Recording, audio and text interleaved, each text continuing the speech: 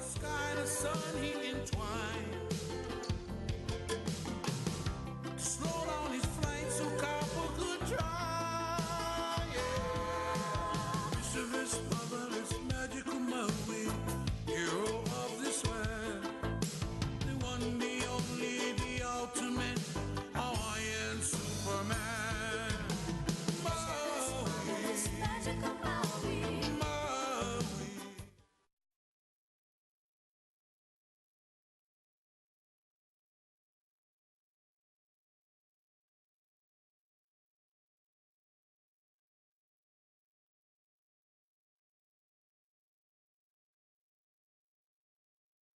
Superman, secret of fire was locked somewhere in time. So when he died in the Wailuku, no way to reignite. So off he goes in search of those who hold the information, so fire could be used by all the future generations. He found that a lie held the fire connection, but the plan of deception fell short from perfection. With no other choice, he had to get mean. So he squeezed out life's throat until she screamed the secret. Mischievous, marvelous, magical Maui, hero of this land. The one, the only, the ultimate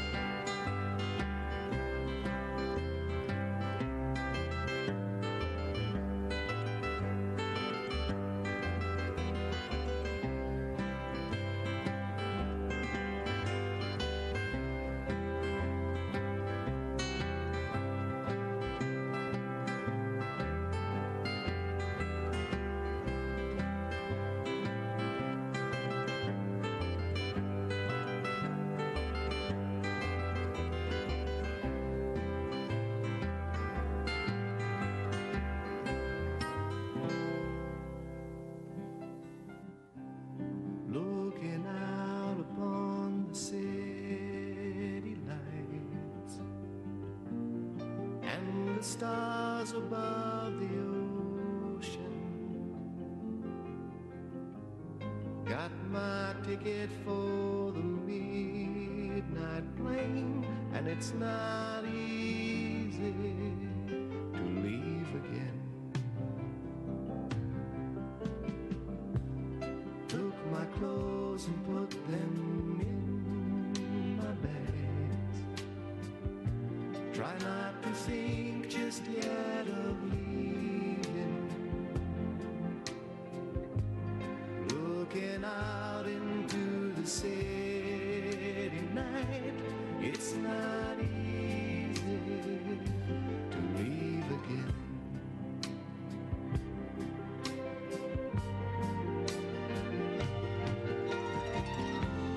Each time Honolulu city lights stir up memories in me.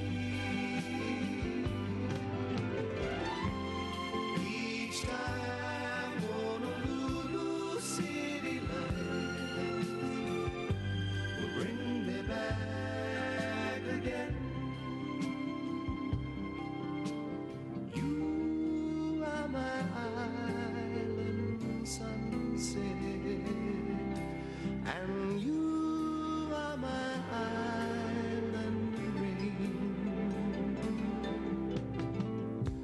Put on my shoes and light a cigarette, wondering which of my friends will be there,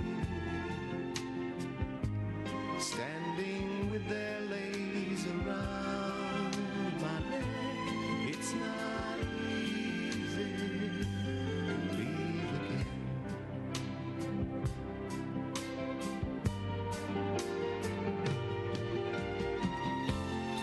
Each time Honolulu city lights stir up memories in me. Each time Honolulu city lights will bring me back again.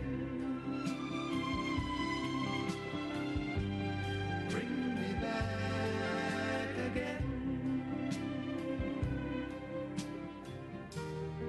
Bring me back again.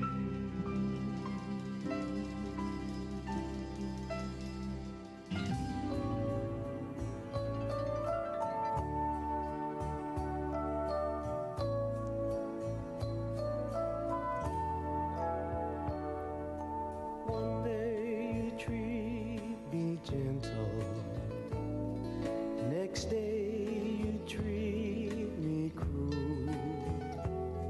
Sweetheart, am I your plaything, or am I just your fool? You've broken every promise, you've broken every rule. Sweetheart, you know that I love you, and that's a promise from my heart. Your lips are sweet as sugar, oh so as sweet as sherry wine. Sweetheart, you know that I love you, and that I want your lips on mine. You've broken every promise, you've broken every rule. Sweetheart, I'll love you forever.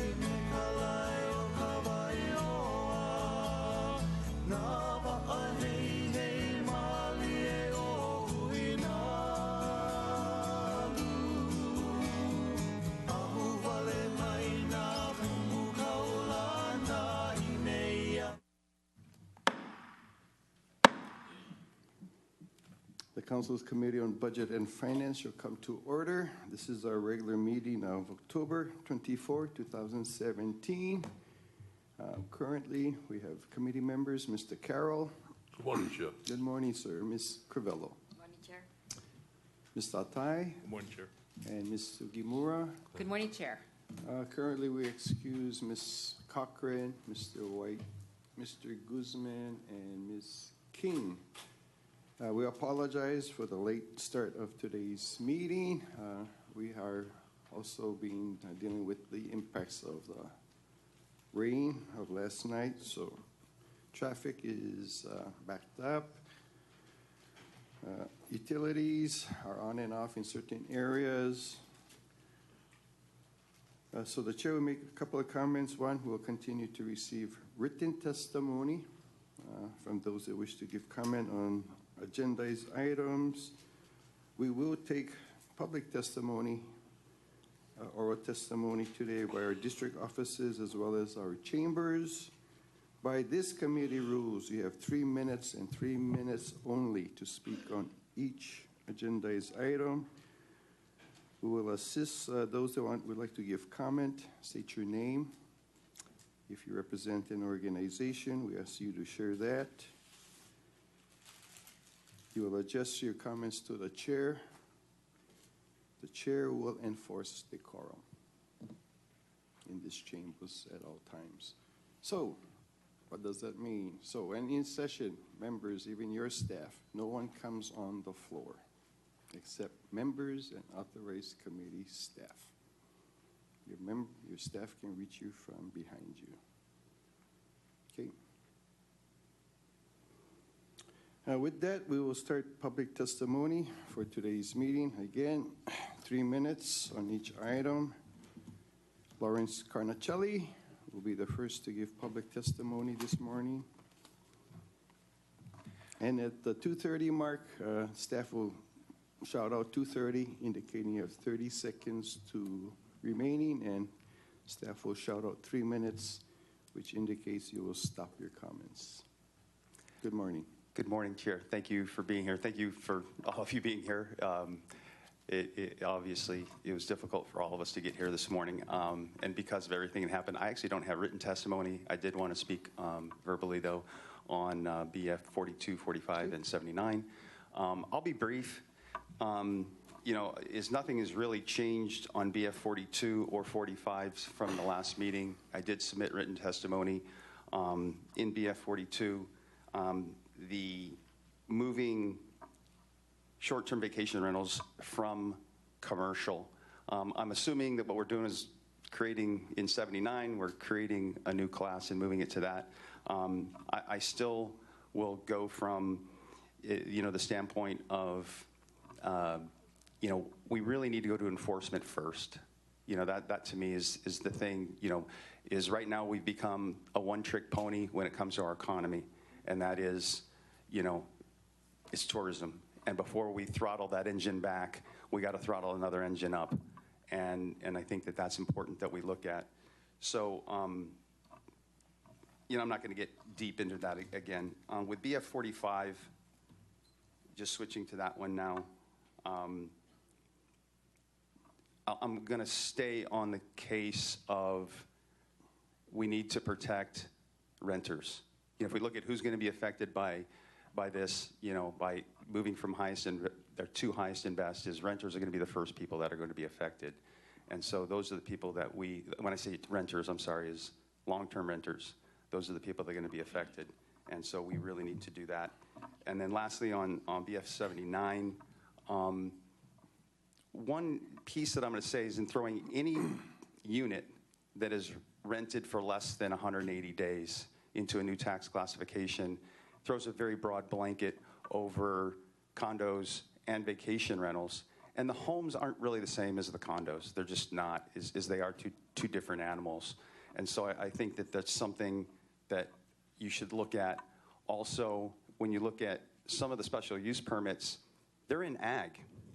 And they're actually required to do ag, unlike a lot of the pseudo ag that we have out there that we talk about, where these guys actually are required to ag, and so then to move them into a tax classification, which is something other than that, is I think something that you should look at. And then lastly, what I'll say, Chair, is I would just request that maybe just because we have the bare quorum and some people weren't able to show up today, that we don't take any action today. That would just be a request of the committee. So thank you very much. Thank you for your comments, Mr. Carnacelli. Members, any questions to clarify? Thank you very much for your comments. Next, we'd like to ask Annette Hugh, please.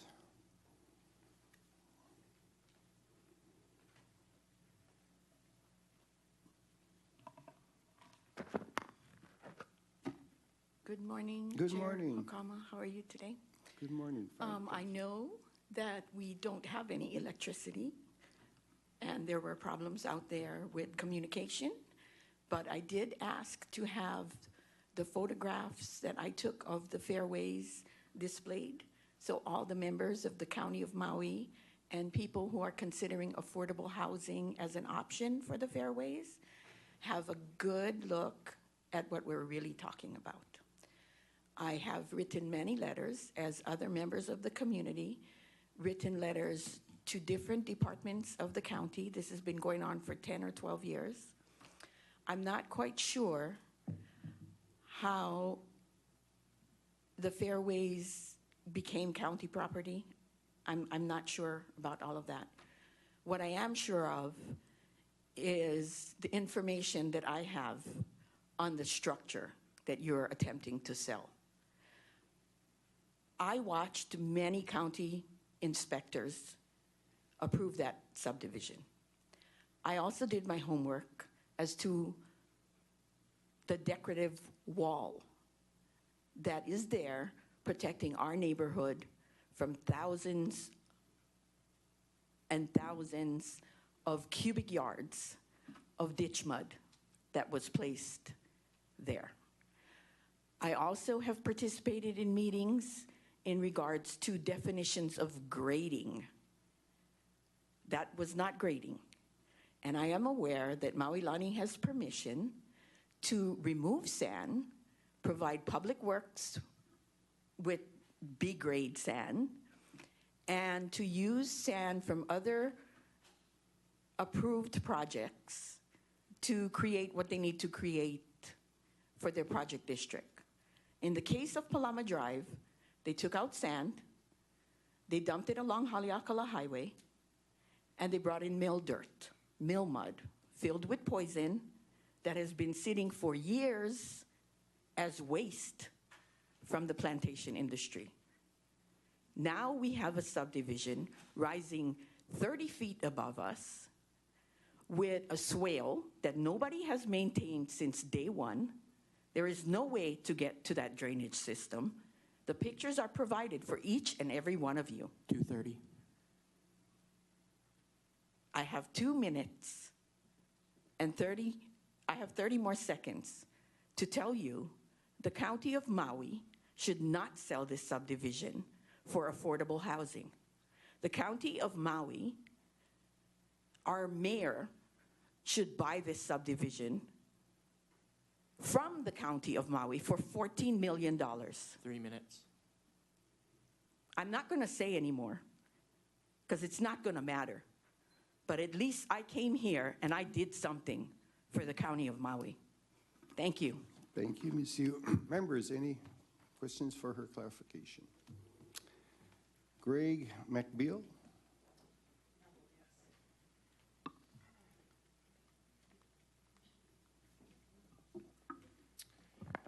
Greg Mebel, speaking as an individual. Thank you for hearing my testimony. So I'm speaking on BF 42, 45, and 79. I have a short-term rental. My wife and I own it. It's a plantation style. It's on Kapono Street in Paia. Pretty modest. If you drive down Kapono Street, I guarantee you wouldn't know it's there. The reason I'm here, we know all our neighbors. They all, we're friends with everyone there.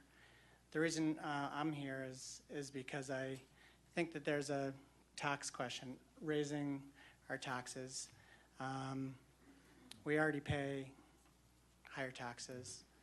We pay for liability insurance. We pay our permit fees. We've complied with this program.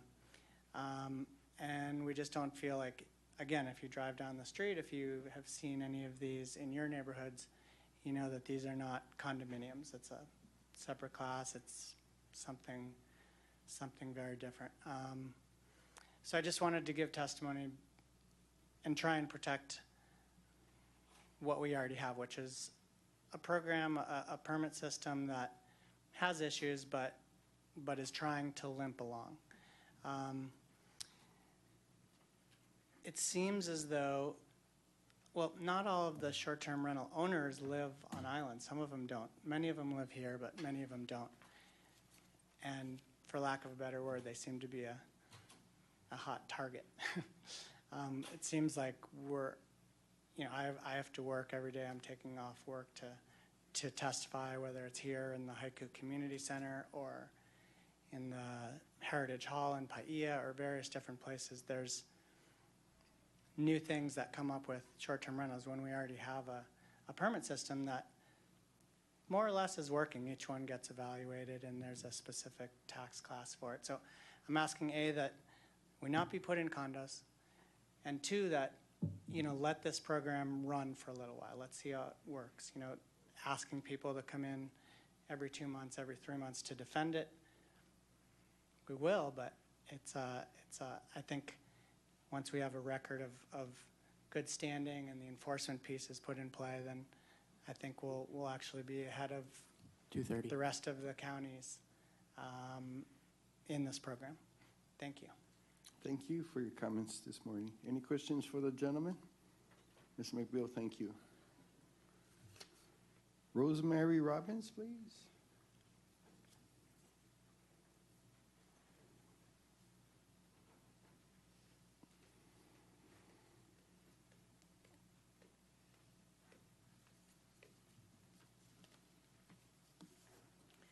Good morning, everybody. Good morning.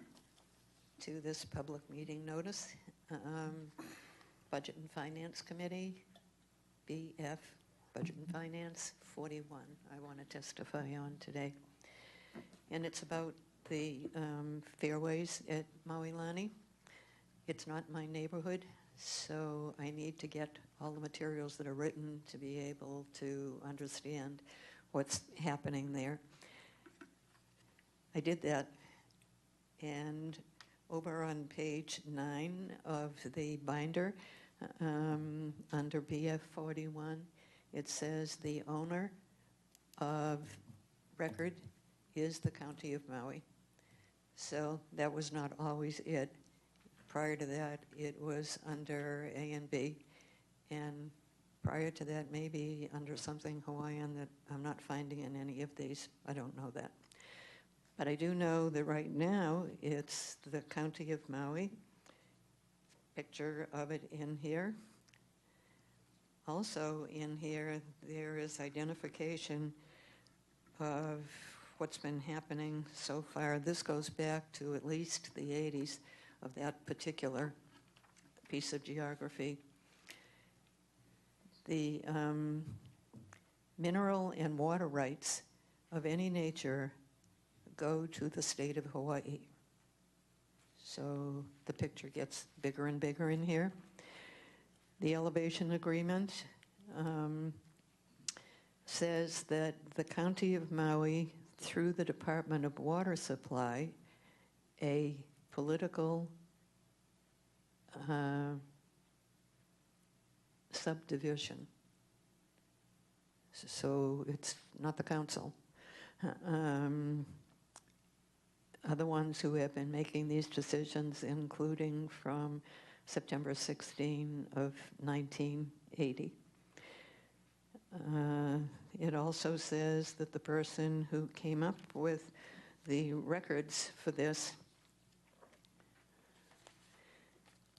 wrote in here that the matters arising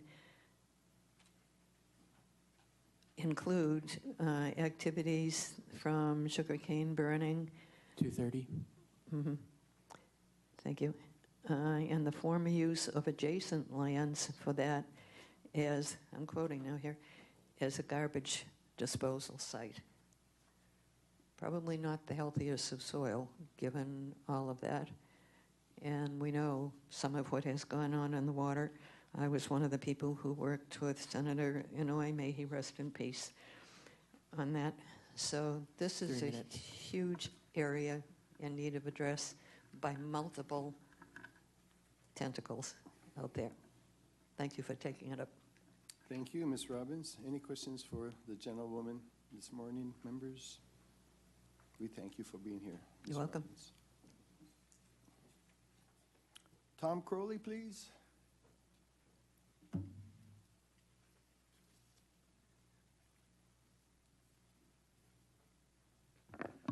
Aloha, Chair. Good Aloha, morning. committee members. Tom Crowley today speaking on my own behalf and giving testimony on each of the items that are on the agenda today. I appreciate the combination of all the items on today's budget agenda, even if it's a bit aggressive to hope that you will get through all these in a single day, because seeing them all together illustrates just how complicated our real property tax code is. And while I would like to see this committee do a full rewrite of Chapter 348, our real property tax code, that's not what's under consideration today. We're looking at these things one by one. And none of these things should be looked at in a vacuum. They all have to be looked at, in aggregate. The first item I'd like to make comment on is BF 41, and that's the disposition of the lots in Maui. While I very much support the intent of this resolution to create 50 affordable housing units from these assets, I would caution you that the RFP should be carefully vetted by Housing and Human Concerns, and I'm glad to see Carol's here, to make sure that whatever we put out there is going to comply with the HUD affordable guidelines. I noticed in here that you put a price for the houses in there. Should interest rates change, you could end up in a catch-22, where that price would not be viable for the person in the category that it's being listed at. So I would urge you not to put an exact price in there, but just to put that these homes would be sold based on the HUD guidelines. I'd also like to note that in that item there is an appraisal that is part of it. And it's a very professionally prepared document, and it contains a consideration of the lot's highest and best use. In this case, the highest and best use of this vacant land is one of residential homes. That's what they are zoned for, that's what they're allowed to build there. And those lots would also be subject to CC&Rs that would be in that area. And for real property tax classification purposes, that is what would dictate the classification that they go into. They would go into residential because that's what you're allowed to build on that property, okay?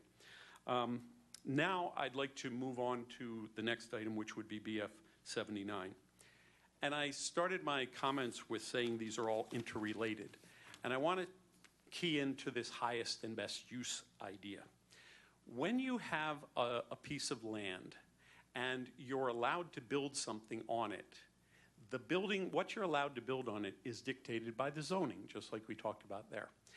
Therefore, the highest and best use is dictated by what does that zoning allow you to build. Now, as we look at BF 79, what we're talking about now is not classifying property by its highest and best use, but instead classifying it by what we're calling actual use. And the actual use is the use of the buildings, not the use of the land, if you understand what I'm saying. The land was allowed to build, in some cases, a condominium building or an apartment building. In other cases, the land had to be agricultural land and used for an agricultural purpose. In other cases, the land would be a residential land. And it's not consistent or fair to put agricultural properties and residential properties and apartment zone properties with big apartments on them into the same classification because of one factor, to say, Well, they're all allowed to be rented for periods of less than 180 days, so therefore we'll put them all into this same grouping there. That's the flaw in BF 79. However, I do agree with the idea that's put forward in BF 79 to separate hotels, the kind that you go to and they have a front desk and you check in and there's 500 rooms in there and so forth, from individual condominium units that are given short-term rental uses. Those are two different animals, and for the Real Property Tax Department, it's difficult for them to handle the assessment differences when they're all put into one category. So it does make sense to separate them. But putting the short-term rental permit holders into that group when they're held to so many other restrictions, agricultural uses that must be in place, the limitation on what you can build on the lot and how you can use those lots. Lots that are split, some lots used partially for long-term rentals on this item. and another for short-term. So it really doesn't make sense to put them into the same classification. And I cannot stress strongly enough how fairness or lack thereof in the classification for short-term rental holders is really, it's not an equivalent use because you're not giving the land the same building rights. Now I'd like to move on to BF 42. And this item would conflict with BF 79. So I am assuming that this is an either-or proposal, or down the road they would be merged in some form or another. And I would like to again refer to the written testimony that I submitted on this item at the last meeting. Again, where I pointed out that a compromise was made when we decided to put short-term rentals into the commercial tax classification. That was a compromise that was really thoroughly thought through and well vetted. In the committee's discussion last September on this item, the property tax administrator, Scott Torrelia, stated that short-term rental permit holders don't belong in the same tax classification as McDonald's. And I looked up where the McDonald's in Kahului are, what classification they're in. And lo and behold, they're in industrial. That's because these McDonald's have been built on land that's zoned for industrial, okay? They're allowed to build a McDonald's, but they're not in commercial. They're not in the same classification as short-term rentals. You know what classification they're in? They're in with the Central Maui Base Yard. They're also in with the Maui Mall, where the county has a service center. And that's because we're basing the classification on the underlying zoning. And there is consistency that's developed in that manner. By the same manner, taking off on that same idea, short-term rental homes are by definition in our code a residential use. So we could say short-term rental homes belong in the residential category. But again, referring back to the compromise that was made to say, yes, we understand that when someone gets a permit to allow them to do short-term rental, there should be some additional tax consequence. And the commercial classification recognizes the commercial component to the short-term rental home. You're renting it for short periods of time. There's a commercial component, as well as the residential component, which is all you're allowed to build on that property is a residential home. And the actual use that these people are making of it is a residential use. So again, I would urge you to just leave things alone with respect to short-term rental permits, stay as commercial. 2:30 on this item. I'd like to move on to BF 42. No, you were on 42. I was on 42, right. I'm sorry. Somehow I got myself off track. So let's move on to BF 45. BF 45 is the one that seeks to get rid of the condo classification and to put all condominium units that are allowed to do short-term rental into the whatever we end up with category, short-term rental category or a hotel category.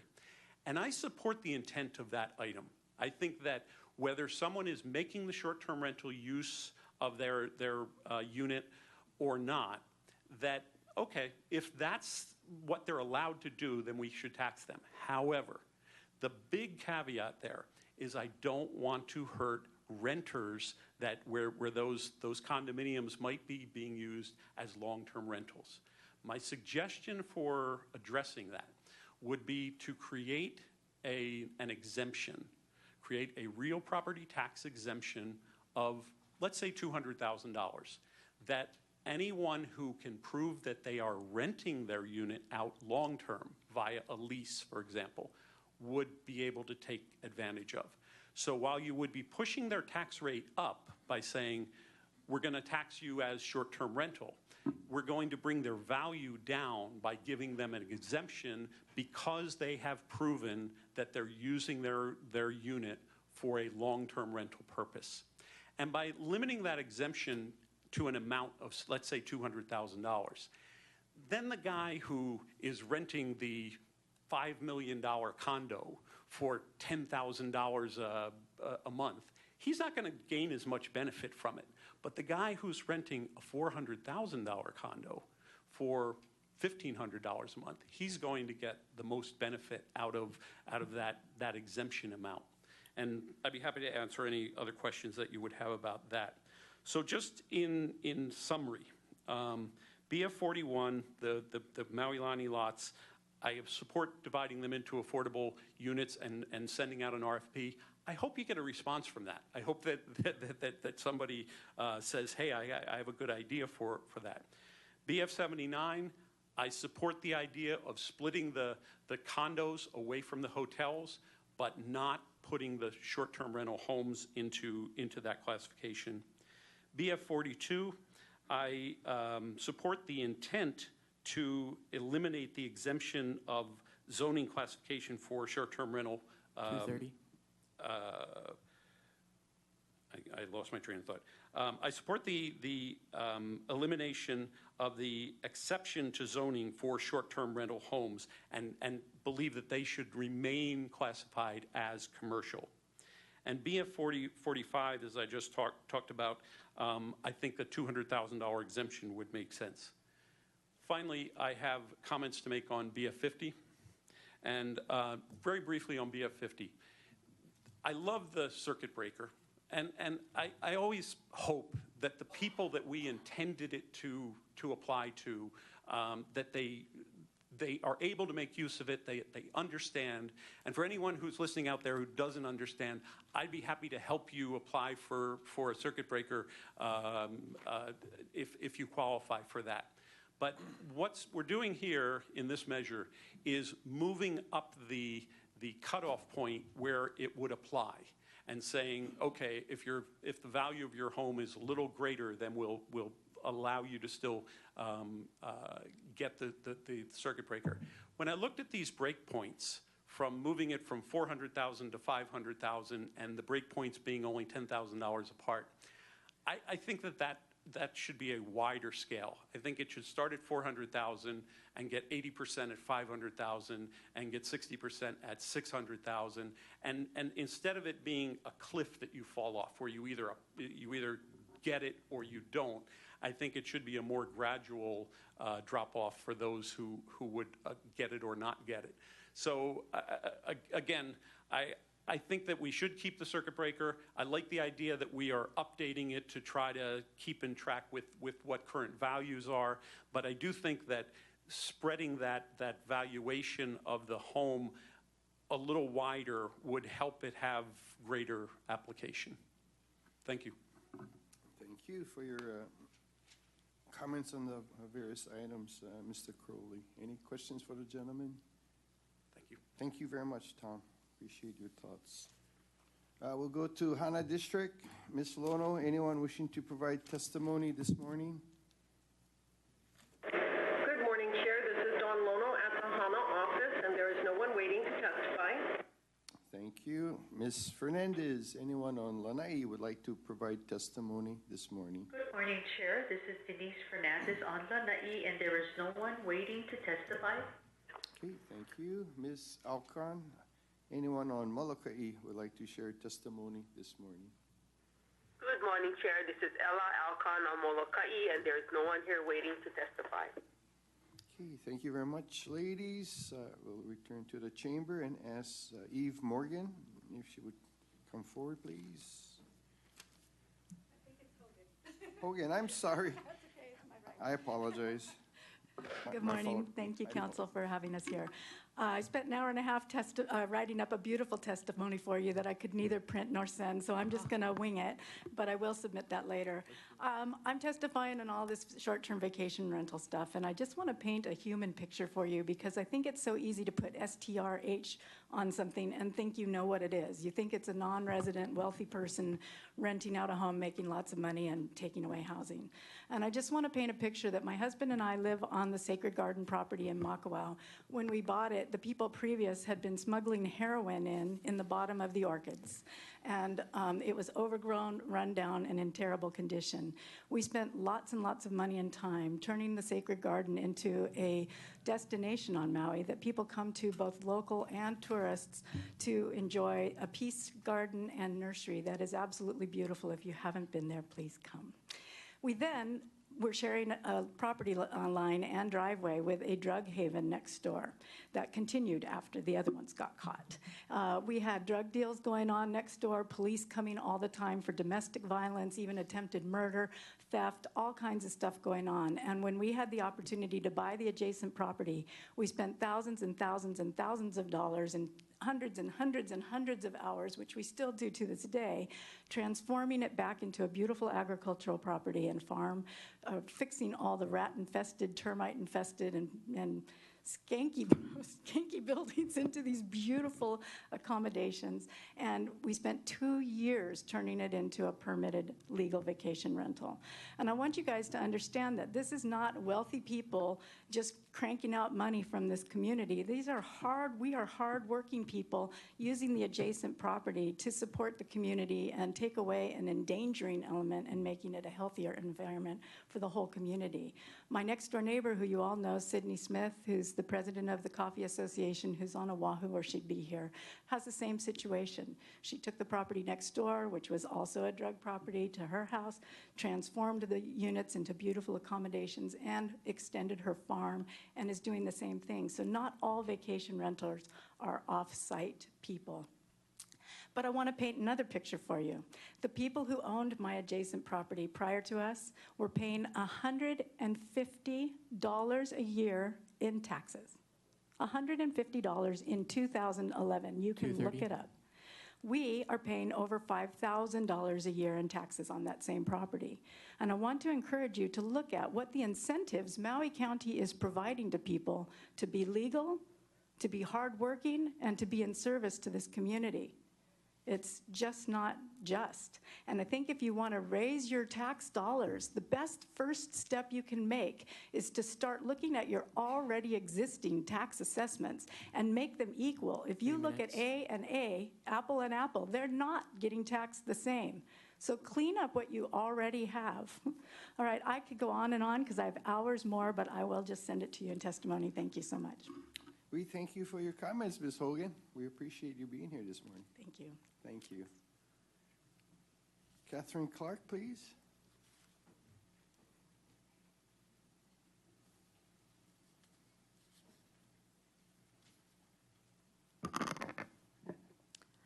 Good morning, Chair Hokama and council members. Without a printer this morning, I too am a little bit scattered. We all are, so we appreciate it. Well, on a highway wasn't too much fun. But I'm here to testify on BF 79 and BF 42. I've never in the past submitted written testimony, but I did feel compelled to do that today. There was just a lot to be said, and I'm hoping that you'll be able to review that. In 19.65, short-term rental use is defined as a residential use. They are not a hotel, they are not a resort, and they are not similar to a condo. In the zoning definitions, hotel or motel specifically excludes bed and breakfast homes and short-term rentals. When I tried to research the definitions for highest and best use, I repeatedly read major consideration for zoning. And yet in this case, it's just not happening. There's being no consideration given for the either residential or agricultural zoning that these properties are on. If the use dictates the tax, then it would follow that everybody operating a home business would be taxed at commercial rate. They're bringing more people to the neighborhoods than the short-term rental homes, yet they have no increase in their property tax. And I agree with that. I agree with letting people do that, but it clearly shows the unfairness of the higher tax for the short-term rental homes. If in fact condos were lumped in with the short-term rental properties, would the short-term rental homes be able to do everything that you can do at a condo? No, of course, they wouldn't. Condos have many units sharing the property, each having a much smaller land value. STR can be shut down for being a bad neighbor, but a condo certainly can't. Condos can build a complete business with website, returning clients, and sell it when they sell their unit. Short-term rental homeowners cannot. Condos do not need to go through the permitting process and pay an annual permit fee. They don't need to provide a liability policy, naming County of Maui as an additional insured. They do not need to abide by specific rules. Short-term rental homes can't even invite grandma to lunch. At a condo, you can invite all your friends over. Let's come and have fun by the pool. There is one rental agreement for a short-term rental home. There cannot be multiple parties at that dwelling. And would it be fair for a 1, 2, or 3 bedroom SDRH home to be taxed at the hotel, resort, or new condo rate when a property such as 355 Haiku Road with 11 bedrooms has the commercial rate defined in their ordinance? And what about basic fairness? It's easy to target the good guys because they've come forth to be identified, but the illegal rentals continue to operate, 3 minutes. much lower taxes, lower expenses, and the good guys get zapped again. Thank you. Thank you for those comments. Ms. Clark, members, Ms. Clark also turned in a written comment, so we're going to be receiving those also. Next is Margot Tolman, please.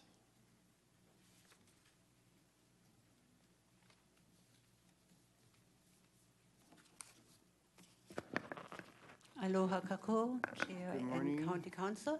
My name is Margaret Tolman. I live in Haiku. I also own a short-term rental.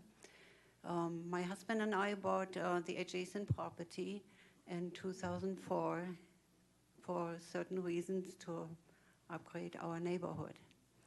In 2013, we applied for a short-term rental license to be flexible. We have a cottage with 1 bedroom and a 4-bedroom home. In 2016, 1.5 years ago, I started renting out 1 room as a short-term rental.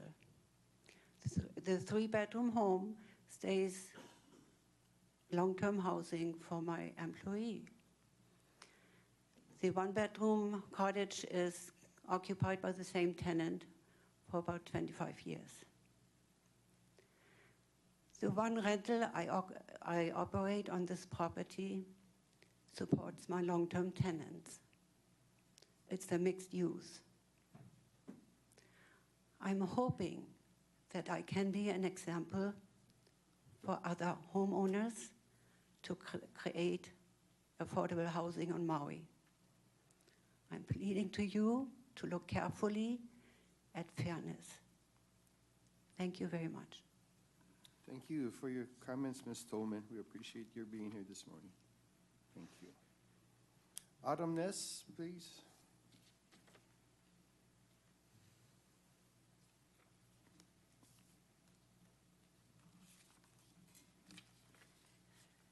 Good morning, committee. My name is Autumn Ness. I almost didn't make it today because of the weather, but I really wanted to come and testify in support of one of the resolutions about Maui Lani. I want to put my support and thank the committees that put the resolution together, urging the mayor to issue an RFP for the sale of the fairways at Maui Lani lots at a discounted price with affordability restrictions. I really, really support this because it allows the county to not be the actual developer, which is the fear that a lot of people had, but it also allows us to maintain control and set better standards for what a development can be for our residents when it comes to affordability. And that's really what myself and a lot of the housing advocates in the community have been asking for all along. So I made it here in the rain to ask for you to please support this. I especially appreciate the part in here on page 2 where it says, whereas the RFP shall further require that all units be sold to very low income, and below moderate income buyers regardless of the amount of time the units are offered for sale. There's so much in here that really, I think, serves residents of Maui who need affordable housing really, really well. So I want to thank Chair Crivello of the Housing Committee for facilitating discussion of these options in this really complicated situation, and Chair Hokama of this committee for presenting this option to the committee for consideration.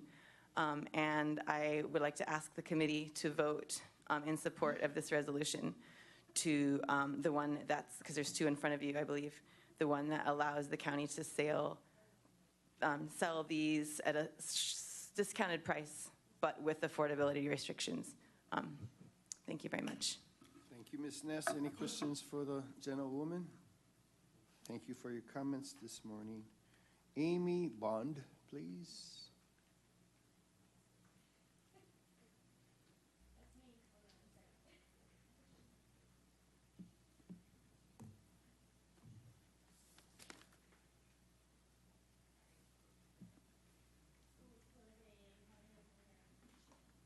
Ms. Bond, you need to come forward if you're going to testify.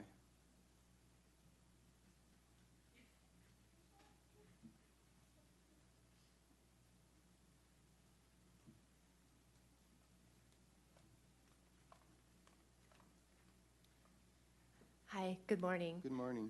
I came to testify today in regards to the short-term rental home permit holders' tax classification being possibly changed to hotel resort or to some other separate category in itself. And I just think it's important to note that I obtained my permit myself back in 2013. It was a very difficult, lengthy process. I am a Maui resident. I have a family here, 3 boys, so put a lot of work and labor into it. So, and I know that even though the permit is actually not transferable, for me it was a goal to be able to actually keep my house because I had gone through a divorce and I ended up keeping it, and it was the only way I was going to be able to refinance my house down the road because things were pretty difficult when the economy tanked. So that being said, when I did go through the permitting process, I did do my research and I did do my homework, and I did know that all the other conditional use permits and TVRs that were granted were at commercialized residential. So that was what I was assuming that the tax would be placed under. So after I got the permit and shortly after, the tax class changed to hotel resort within the first year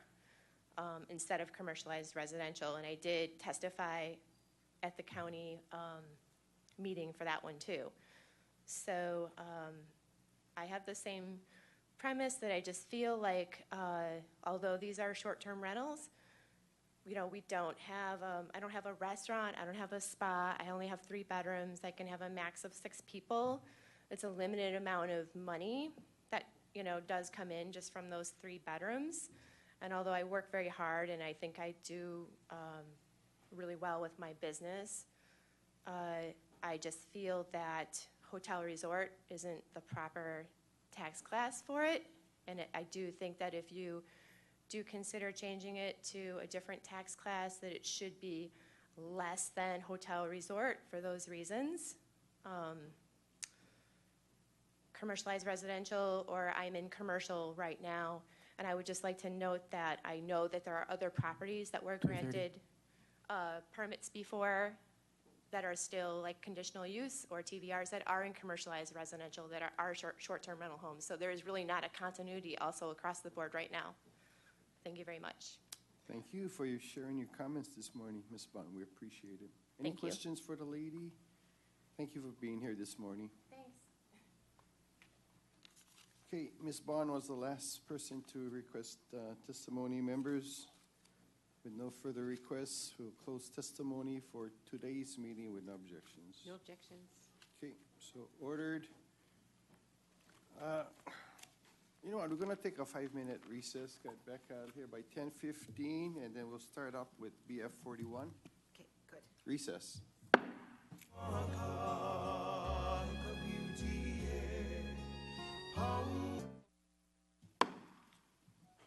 Okay, we shall return to order.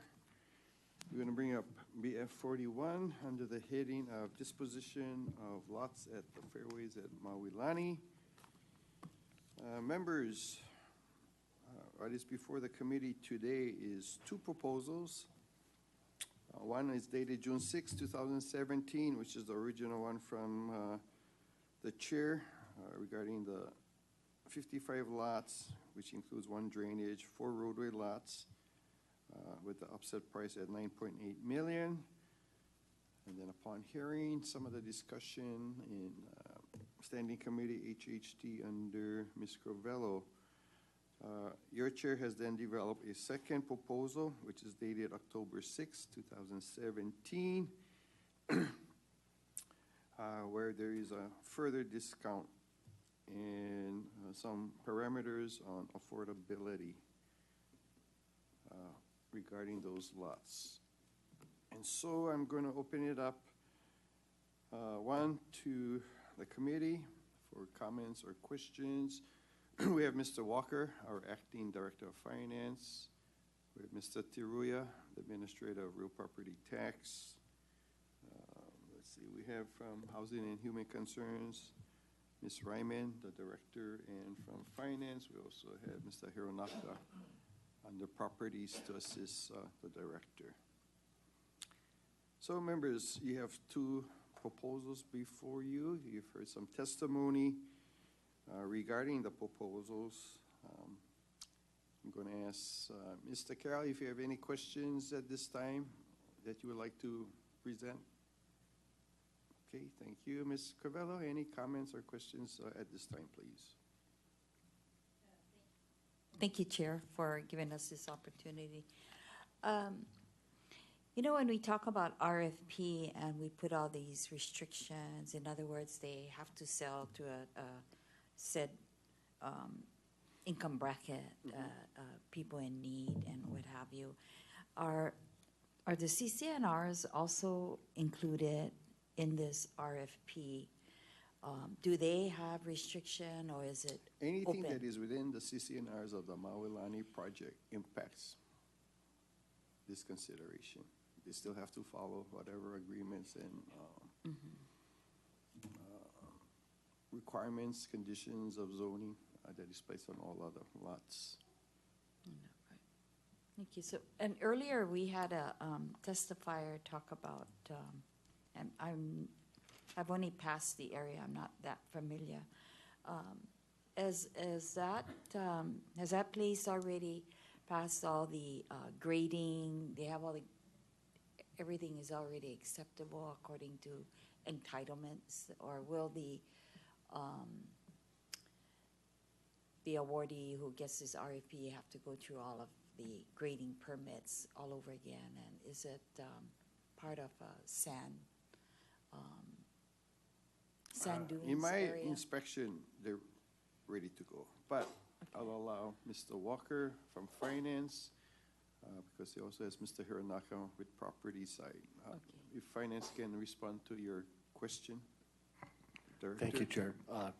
No, I mean, they're ready to go. They need water meters, so whoever would be buying these lots would need to also buy water meters for the lots.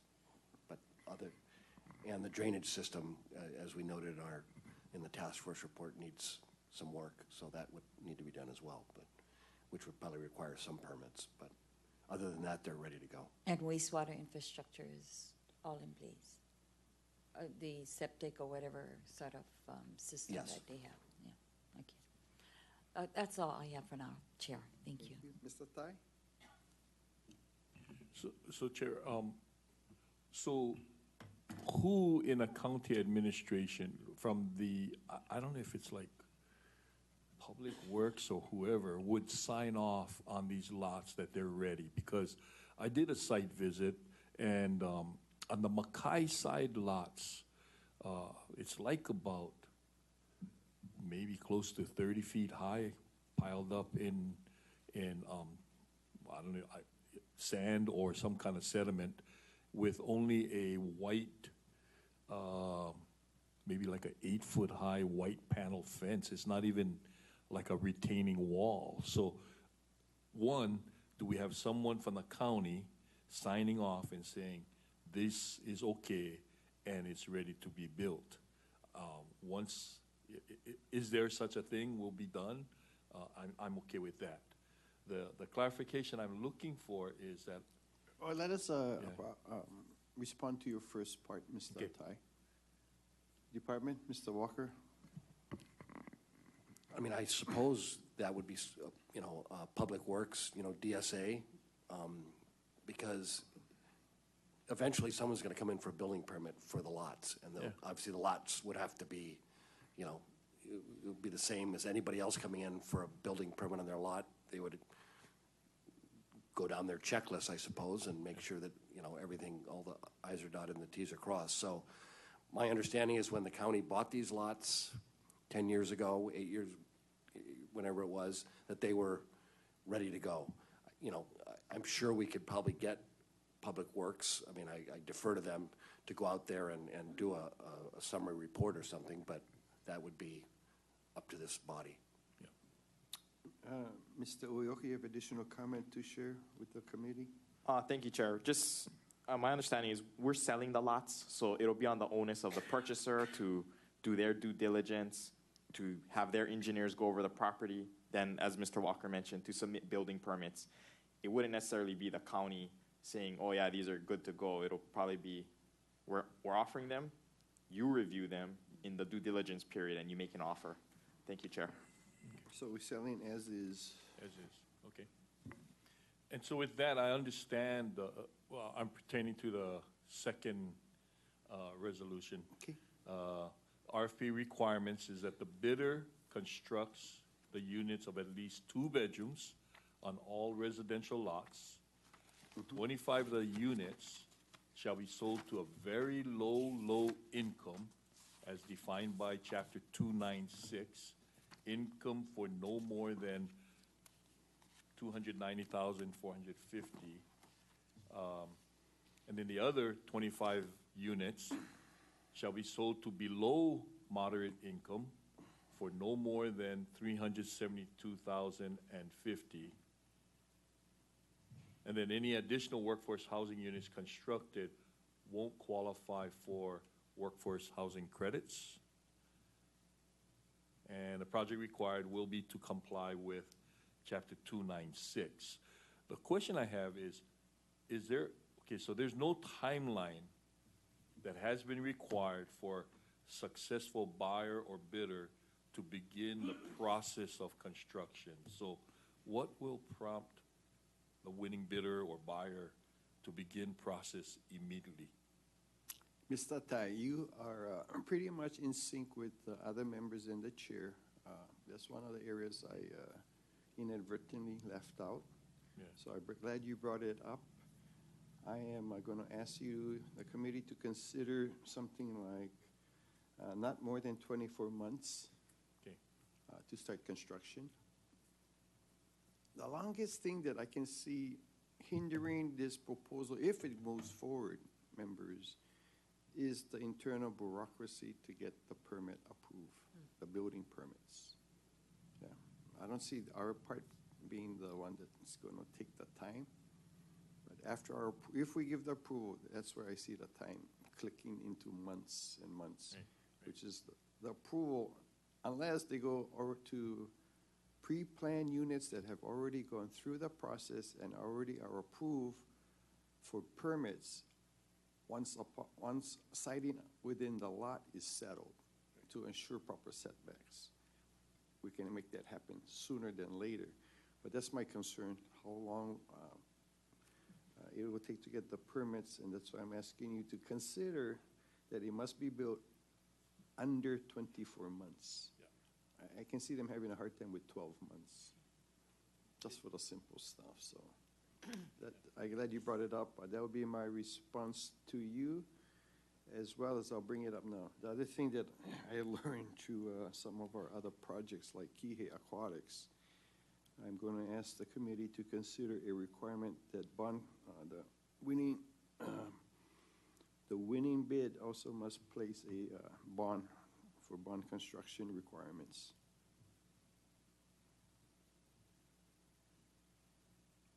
Definitely, I would be in support of that.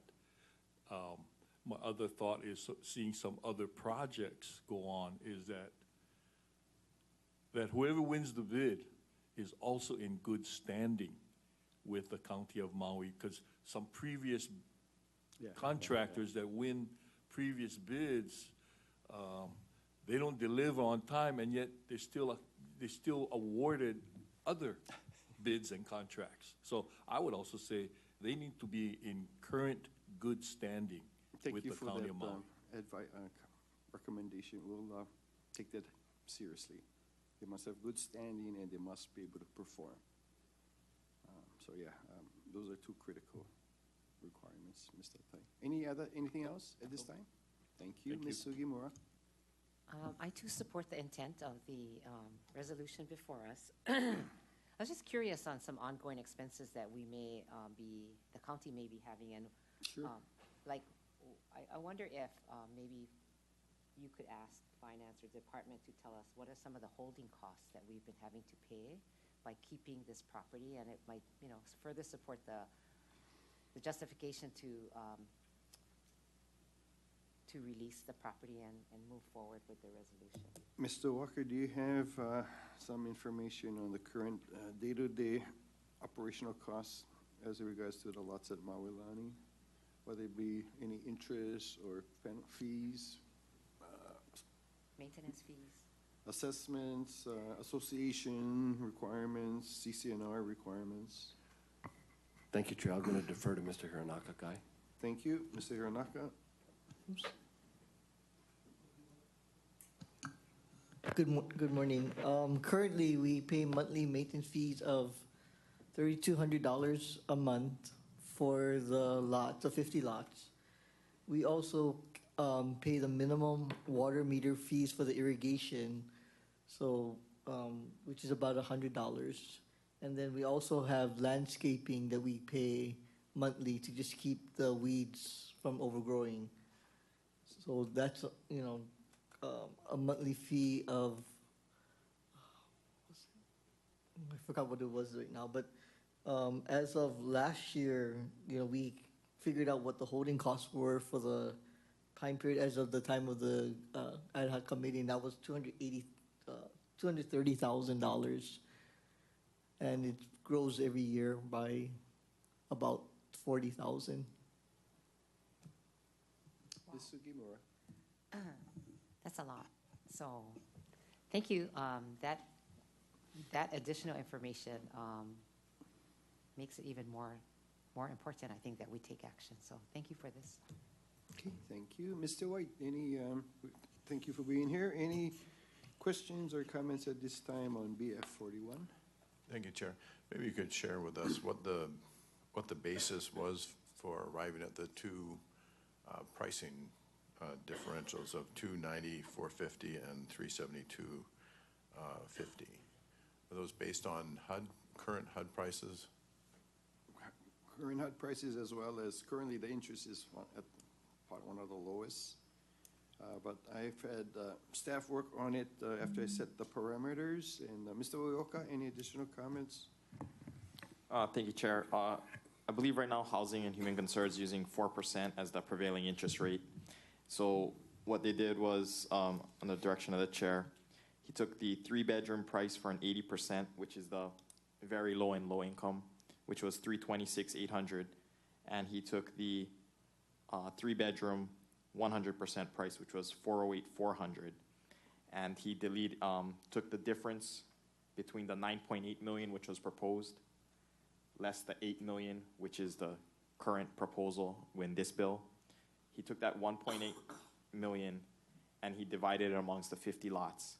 and he gave a direct reduction onto the HUD guideline prices further down. So that's how he arrived at the 290, 450, and 372.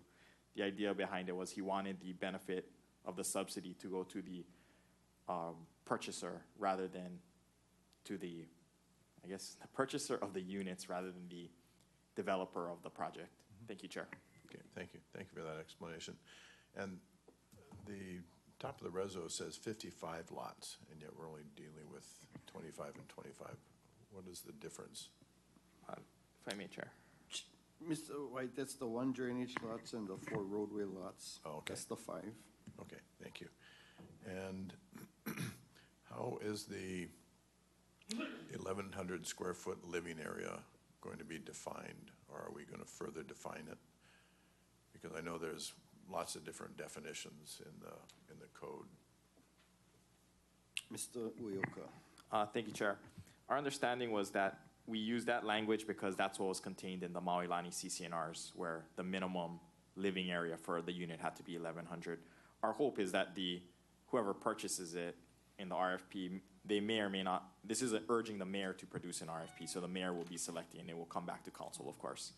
But the hope is that the bidder, with the intention of selling it, will do a logical, reasonable 1,100 square foot living area in the hopes of selling it to people. That's the hope moving forward. Thank you. I guess what I'm wondering is whether this living area will be all enclosed living area, or whether porches or foyers is going to be included in the 1,100 square feet. I don't know if Ms. Ryman or you have that. Again, maybe real property. You can give us a sense of how you guys would look at assessing. What is under roof or under cover versus roof with no walls? Thank you, Chair. Really quick, I'm not going to heavily weight that real property tax's opinion will be what 1,100 is, but the 1,100 square feet of living area, in my estimation, is would not include decks. It would not include porches that are unenclosed, open to the outside area. It would be inclusive from the inside living area. So excluded of the garage, excluded of all decks or porches, would be the area contained as living area. Okay, thank you. Thank you, Chair. Okay. Further questions, Mr. Carroll? Ms. Crivello. Once we sell these according to this, I guess, restrictions, what have you, who will have oversight? Because then it becomes private property, right? But are we stipulating that county will have oversight that all of these requirements that we're asking will be put into place? Who will have that oversight, I guess? We put all these requirements and restrictions, but who will be the watchdogs? Thank you, Chair. Most likely it'll be a deed restriction in the project. The hope would be that Public Works would be aware, so when they get the building permits, housing will be in the loop as to sales prices. They'll have to do a residential workforce housing agreement with the county, which housing will also oversee. And our hope is that the deed restrictions and stuff will be at least enough. We're hoping people will do the right thing and there will be monitoring going on. So that's our hope moving forward. Thank you. Chair, so this would be meeting the workforce housing, and then the actual surrounding landowners, or the Maui Lani, or whatever you would call them, they also have obligations to meet 2.96. Would this be a benefit to them meeting their requirements? Mr. Uyoka. Thank you, Chair. My understanding is that each different little subdivision within Maui Lani is responsible for their own residential workforce housing requirement. If this resolution goes through, we can try and further confirm that with the developer. Thank you. I'm sorry, the master Maui Lani. The master, right. Okay, okay. Yeah, I wouldn't want this to be to their credit, I guess. Thank you. Okay, thank you. That was one of the concerns we've tried to address, Ms. Crivello. Mr. Tai, any other questions at this time? I do. Thank you, Ms. Sugimura. Thank you, Chair. So I just wanted to, one of the testifiers mentioned for this resolution not to have a predetermined price, and I'm sure experts must have looked at it. I wonder if somebody could just explain that and how it would impact the sale or, future. Yeah, we discussed that. Mr. Uyoka? Thank you, Chair. Currently, it was mentioned in the testimony, the interest rate. To me, the bigger factor would be because we're already at the lowest interest rate that HUD gives us guidelines for, but I guess theoretically, interest rates could go below, the prevailing interest rate could go below 4, but my understanding that's unlikely. Because the chair's intent was to reduce it further, we just felt it'd be easier to just name a price in here. Granted, the area median income could go down, it could go up, but these housing prices would be stuck at these rates, which are further reduced. And if, as proposed by the chair and Mr. Atai, there's a 2-year construction window, you guys can move it around and state that you want it to flow with the, if the AMI goes up, you'd want the prices to flow along the HUD chart, and we just equally reduce it, or you could just have it set at these points. I will say by having it set, a purchaser, at least he knows, or the developer purchaser would know what they can sell these units for. It'd be a fixed idea for them versus a moving scale with every year. But again, it's up to this body. Thank you, Chair. Okay, thank you. Ms. Sugimura? Thank you. That You explains it. understand why I put in a price? Right. Because It I makes want sense. if this moves forward, I want them to know exactly what we require. Make it flow better. And make up their mind sooner than Yes. later, whether they can or cannot do it. That's the answer we want. If the answer is yes, we all winners. If the answer is no, we gotta find another path. Okay, Mr. White, anything else? No further questions. Thank you, Chair. Thank you. We welcome Mr. Guzman. Mr. Guzman, we're on BF 41. We welcome any comments or questions from you. Yes, thank you, Chair. As it moves forward, I know that we're still at the resolution stage. How far in advance have we, I guess, negotiated or prepared in talks to accomplish the RFP, and are there other developers willing to enter into this type of model or process? I didn't enter into any negotiations because my thing is this should be open to anybody and everybody. Okay, so I don't have a preferential developer or group of developers. I want the nonprofit sector to see if they can make it work. I want the private sector to see if they can make it work. I'm at this point more about getting a proposal out and allowing those that have interest to tell us whether it's doable or not doable, and then adjust there. But till we throw out something, again, what I have proposed in number 2 is upon listening to comments in Ms. Scrivello's standing committee from public testimony and those that was brought up by the members of her committee and professionals. And so this is what I've crafted for consideration to put out there and see if it can work. Hearing from Face Maui, hearing from the nonprofits, hearing from the department, and again, members, I'm just tired of waiting. This is a ready to go lots. And look, we're still talking 24 months. Ready to go lots. Whoopee. Well, I find, Chair, I find that I guess the approach is a compromise from the other meetings, and also an integration of creativity and seeing what's out there. My question would be, if we move forward and we start an RFP, at some point, if we decide that, I guess the information that is coming back to us, or the input that comes back to us from maybe the applicants or even the RFP itself, if it's something that we feel uncomfortable with or it's not doable, are we then locked in to moving forward?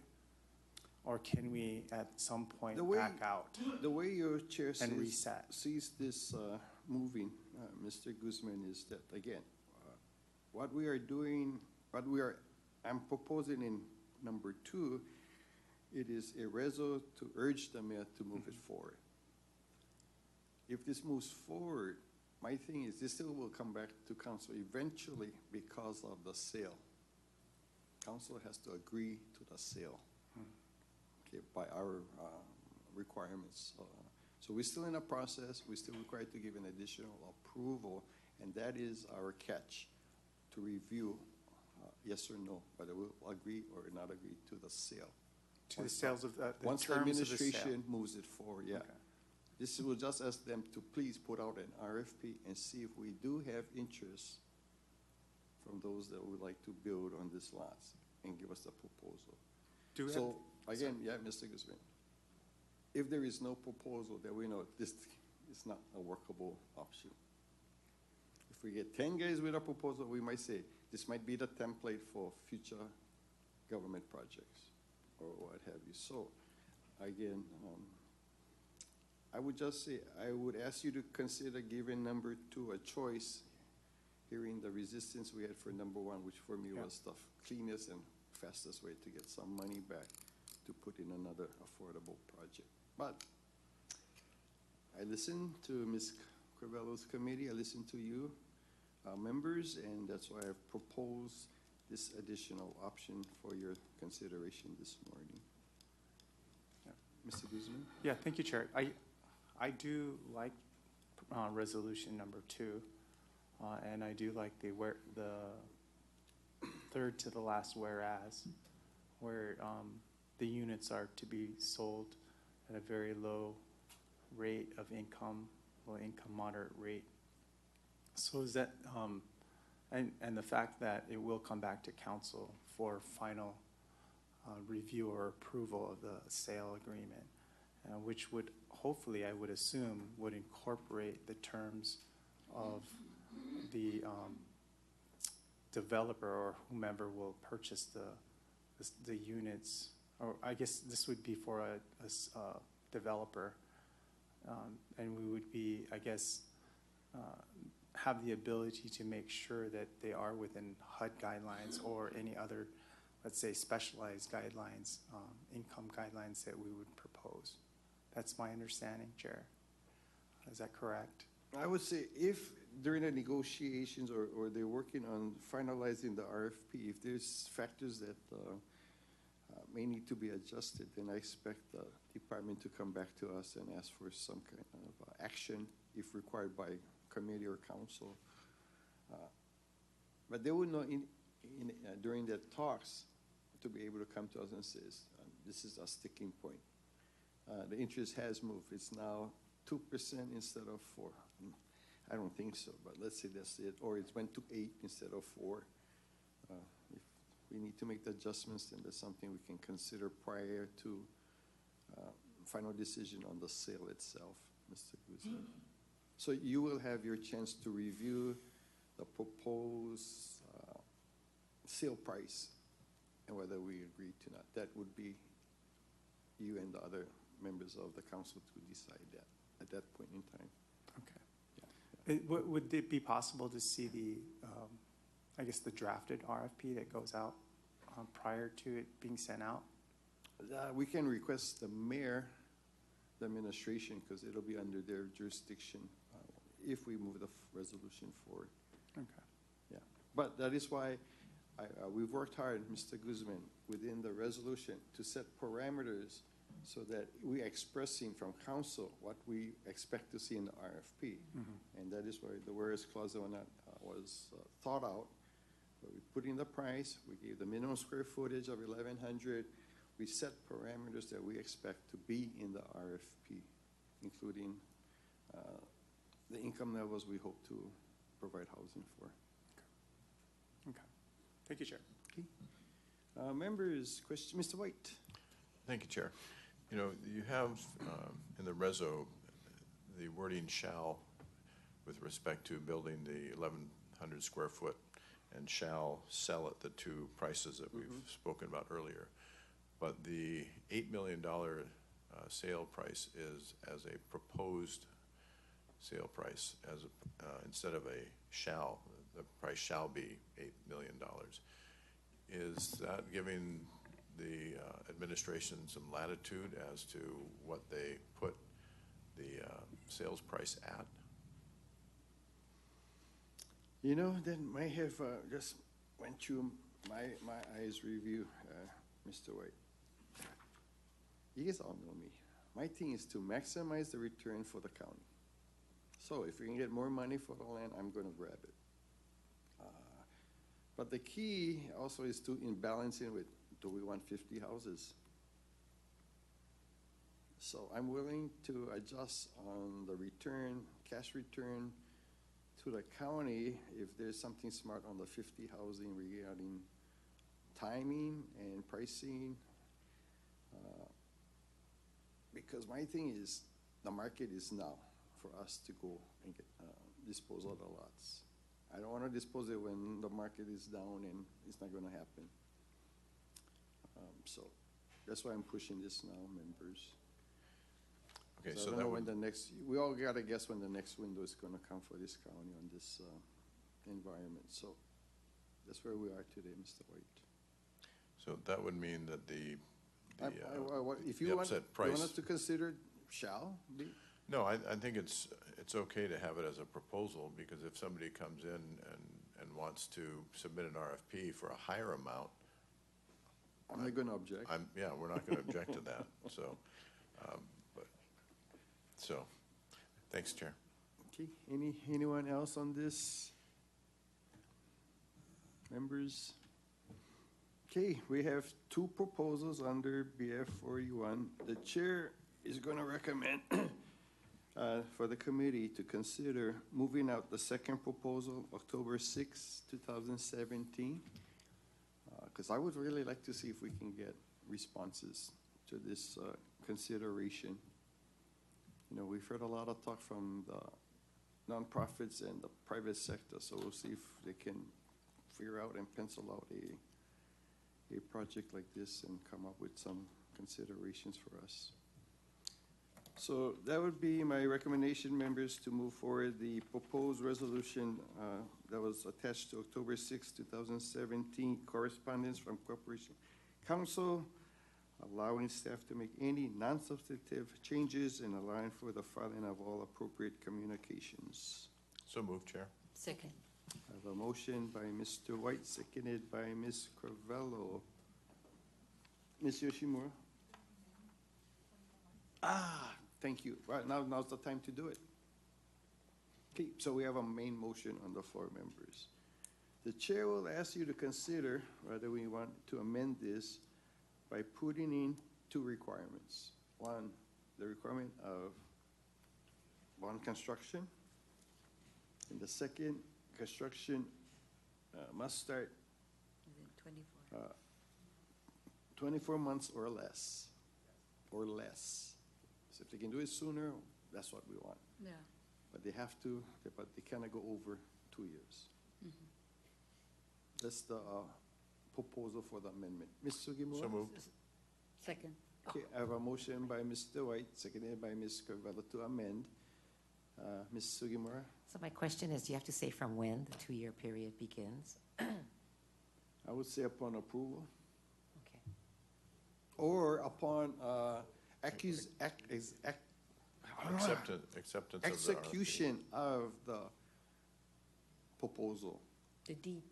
Or what, again, Mr. Uyoka, what would be the appropriate phrase? Thank you, Chair. I think it would probably be most appropriate if from when we close the transaction or the deed, execution of deed or recordation of the deed for the underlying property. Thank you, Chair. Okay, that is our recommendation from Corp Council when the clock would start.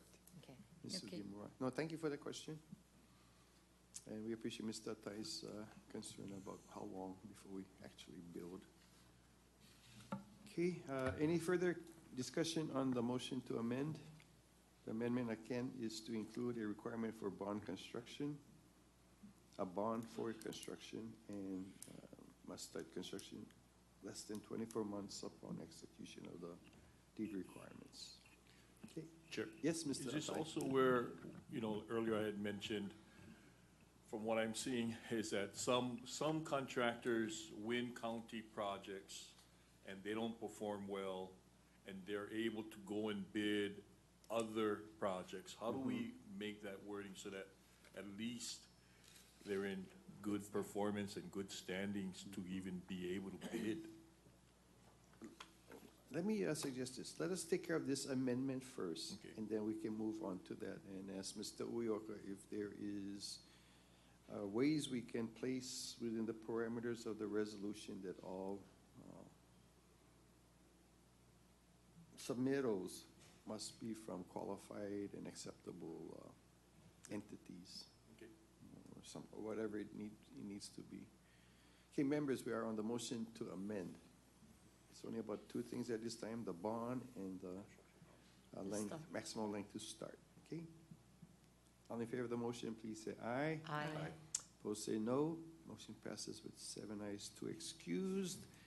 Mr. Uyoka is hearing Mr. Atai's concern about companies with good standing, because we've had issues with other projects with some entities not performing according to our expectations. You have any recommendations how to address the concern? Thank you, Chair. I guess good standing to me is a rather subjective term, actually, because there is, as I know you are very familiar with, the debarment process. If a bidder for things does not produce consistently and regularly, there's a process to go through where they are not allowed to bid. So for the council to just, I don't want to say arbitrarily, but state some terms in a resolution urging the mayor to prohibit certain bidders, I wouldn't recommend that. There is a process that exists.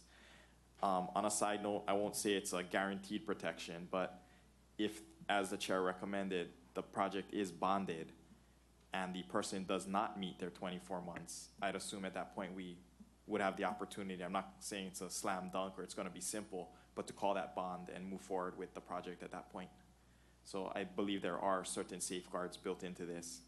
So to add anything else in might be tricky because there is the process of debarment. I will say that. Thank you, Chair. Chair. Okay. Before I recognize Mr. Guzman, and again, members, I am assuming through finance, procurement office will go through their requirements of state law and county requirements regarding procurement. So, Mr. King is a very senior experienced administrator in the Department of Finance. And Mr. Walker, you have any other comments regarding the concern that we may have I think if we a bad company? No, I think if we go through a normal procurement process with the normal wording we have, that, and especially at the price we're talking about, I think that's going to eliminate a lot of some of the ones that were not high on our list. So I'm confident we'll, if we have bidders there, that they'll be qualified. Thank you. Sure. Mr. Guzman, sir. Yeah, yes, just, I think most of us realize that in my committee, there are general contractors and subcontractors that we are questionable about, and even relying on the disbarment processing doesn't assure us that they're back on the list. But I would hope that we could place something in the resolution that says that one of the conditions on the RFP would be that the applicant not have a pending case with this county. And if there are those that are contractors or developers that have pending cases, they should be excluded from applying through the RFP process. So that might help us narrow it. I appreciate that suggestion, Mr. Guzman. Mr. Uyoka, any comments for the committee? Again, as I stated earlier, I prefer to avoid that language. I'm not sure 103D, it's public procurement. It's usually for open bidding for all parties. I I'd have to check further. I'm not overly familiar with when you can restrict, but the general premise of 103D, the public procurement law, is for open bidding. So we can look into that further. And again, this is just a resolution urging the mayor. So if we do find something that's in the resolution is against public procurement law, naturally it won't be followed in the RFP. Thank you, Chair. Okay. What I am happy to do, Mr. Guzman, is in our committee report, state the very concerns the members have brought up, including qualified bidders, those that may have pending litigation before the county, those type of concerns. Again, I will take under advisement Mr. Uyoka's comments, but I have no problem with it being stated very clearly in the committee report what every member brought up today as a concern. Because the committee report is part of the tool we use to express intent. So I'm happy to have detailed comments in the report to state the concerns of this committee on this item. Mr. Chair. Yeah, Mr. Can I just conclude? Yes. Can you also add in the committee report my concern about whether the RFP, prior to it going out, the completed draft, be at least transmitted to this committee for review, or at least to each of our offices so that we can review it prior to it going out. And also maybe sending your committee report directly to a copy thereof to the administration. So just so that we have a paper trail that actually shows that we transmitted directly to the administration our concerns. We can have that and assist Mr. Mateo as the clerk to assist us in having that transmittal done. Okay, thank you, Chair. Chair. Yeah. Again, yeah, members, please remember, the request regarding the draft under our governance is considered work product. Okay. So that is not open for public review. Yeah. Okay, work products. I'm sorry. Ms. Corvello. Thank you, Chair. I'm looking at distribution or assignment of the profits from the sale. Where does it go, or can I put in an amendment that it will go to affordable housing? Mr. Uyoka, I think we got this squared away. Thank you, Chair.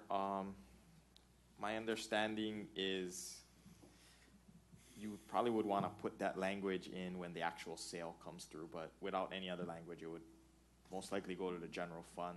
That's where the land purchase money came from initially. So was it a land purchase or a land assignment? And then we have expenses.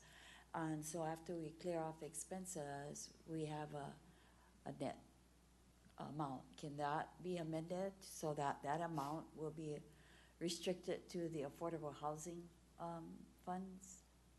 Mr. Uyoka. Thank you, Chair. That's up to this body, of course, but my understanding is we paid out a certain amount of money and we got the land in settlement of a lawsuit, and that amount is much greater than $8 million, and we had a lot of carrying costs over the years, so it'll be up to this body to decide where I shouldn't even say $8 million, whatever proceeds from the sale of this property, where they go. That's up to this body. Thank you. So, to be clear, none of this money came from the Affordable Housing Fund.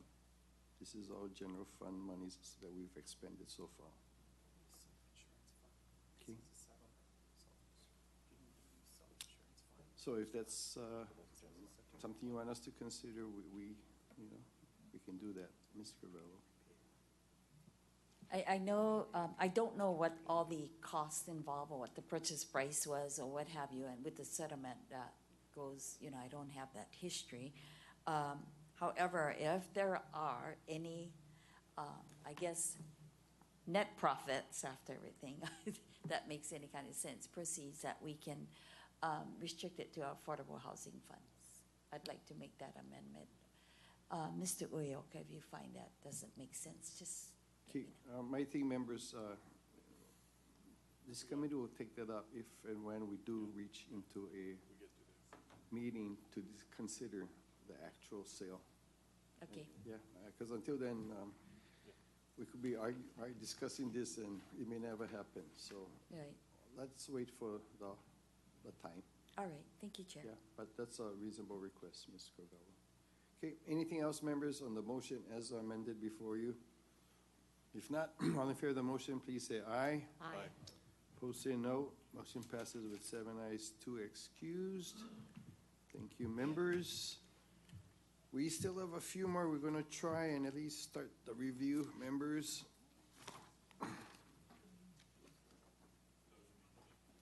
Recess.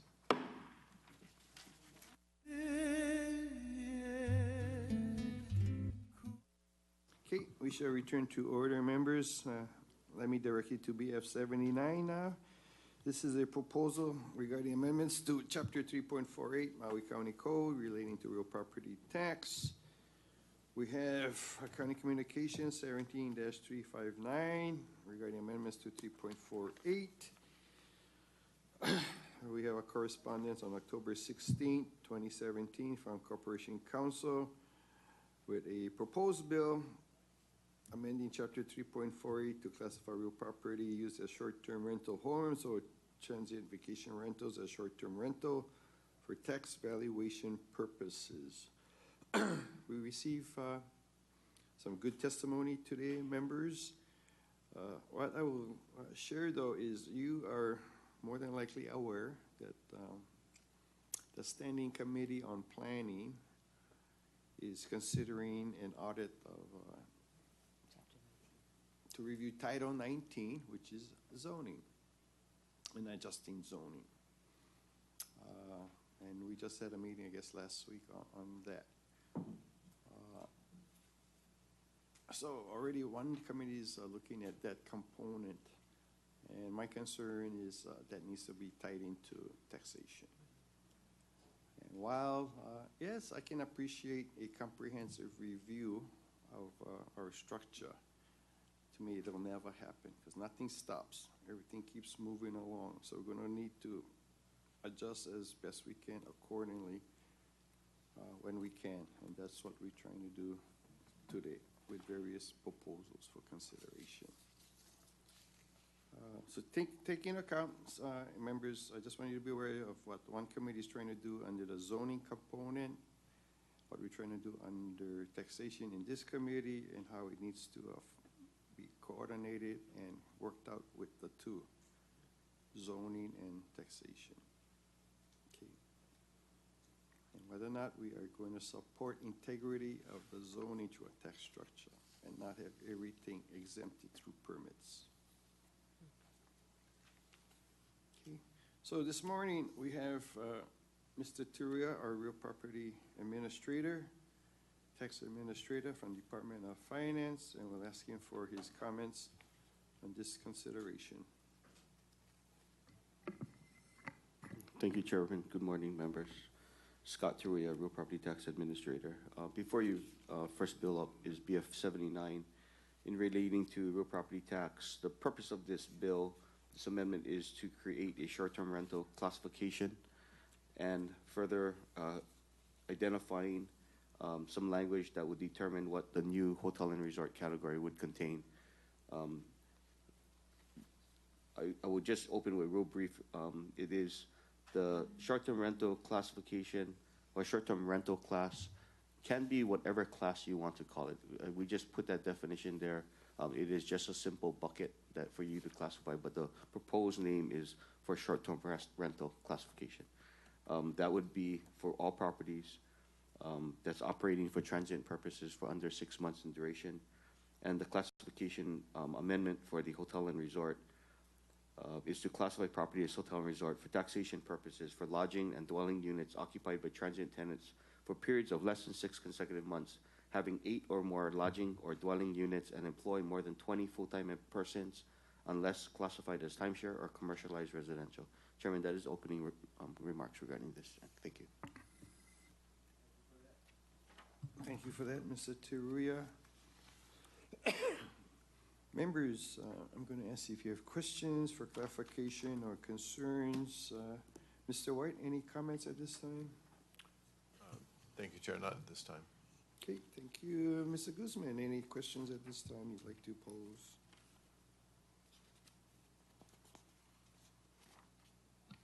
Chair, I'm reading the testifier from, reading the testimony submitted by Ms. Clark. Can I waive at this, I'll yield Sure. at this point Sure. until I have further questions. Thank you. Sure, not a problem. Mr. Carroll, any questions at this time? Thank you. Ms. Crivello? Chair, question for Mr. Turua. Are we just changing the actual classification? Are we changing the actual values as to how you will be taxing? Mr. Tiria. Thank you, Chairman. This bill is to add a classification called short-term rental class. This has nothing to do with valuation. It is an additional classification for classification. Okay, thank you. Mr. Tai? No question. Ms. Sugimura? I'm just curious how much revenue this change would bring. Or is it too early to ask that question?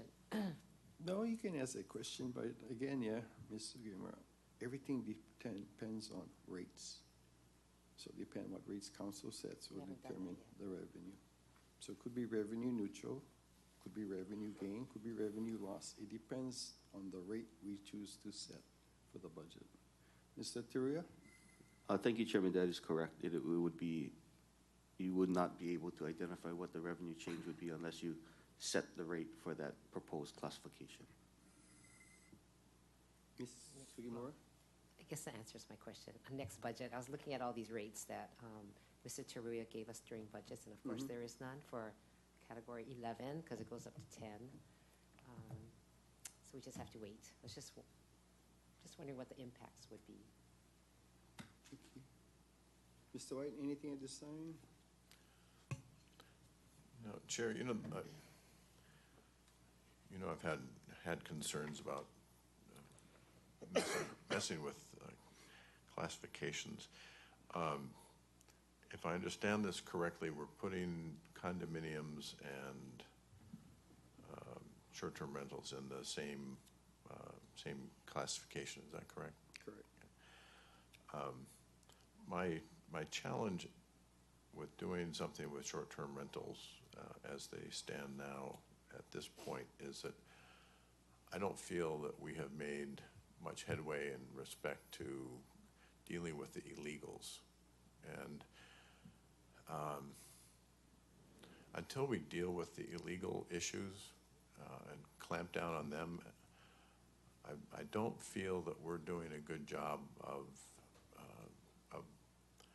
acknowledging the efforts of the folks that have taken the time to go through the permit process and live up to the expectations of the county and the state with respect to their property tax handling as well as paying TAT and GET.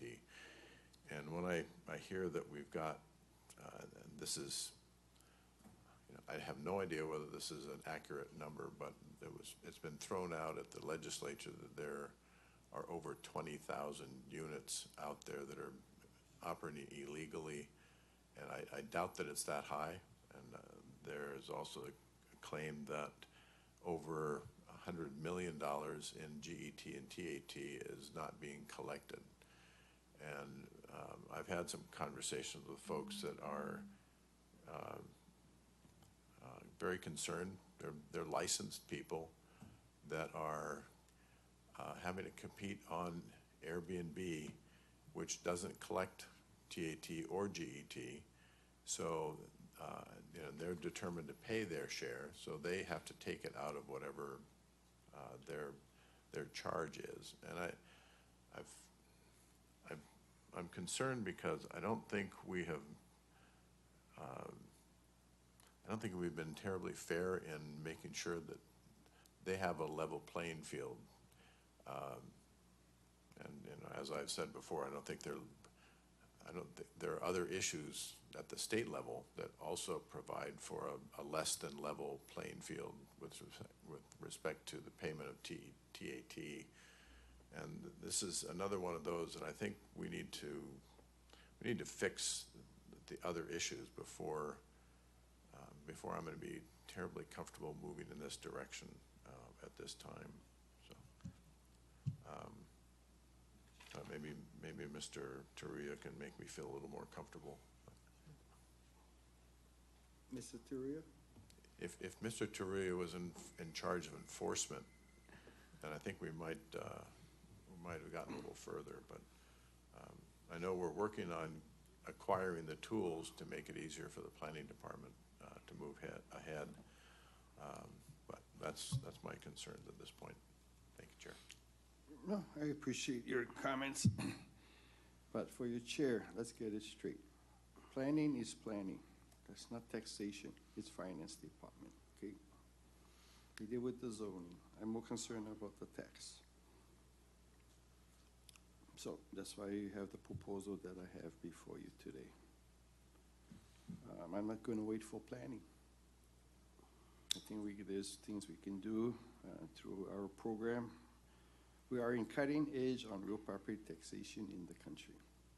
With our 3D assessments, we're moving forward with our opportunities to move into the gamma system of geospatial approvals of assessment for mass appraisals. The only entities that I know that are ahead of us is China, interestingly enough, mainland China. So I would say, members, this is my area that, I have great passion in, to try and bring some improvements to the tax structure. And again, one of the problems we have is stacking, zoning allowing stacking. And that's why you heard the testimony about how come these guys have industrial and doing this. Okay, we've allowed stacking as part of the old 1960s approach toward entitlement. Okay, we're 57 years later. Time to make adjustments. And so that is what we have today. To me, this is a major consideration. It's not one easy consideration, but it's a major consideration. And I think this is necessary to move us forward. That's my position. Okay. From an overall tax structure, for me, in my opinion, we're making improvements. And that is why it's here, and that's why it's agendized. And that's why you have also the other components. So I would say that, yes, not all of them are coordinated, but if certain things move forward, then other things don't need to be considered. It's on the agenda. So, any other comments, Mr. Guzman? Do you have anything you'd like to ask on number 79? Yeah, I just had completing Ms. Clark's testimony, written testimony. My question is on the language itself. It appears as you are proposing a new tax classification.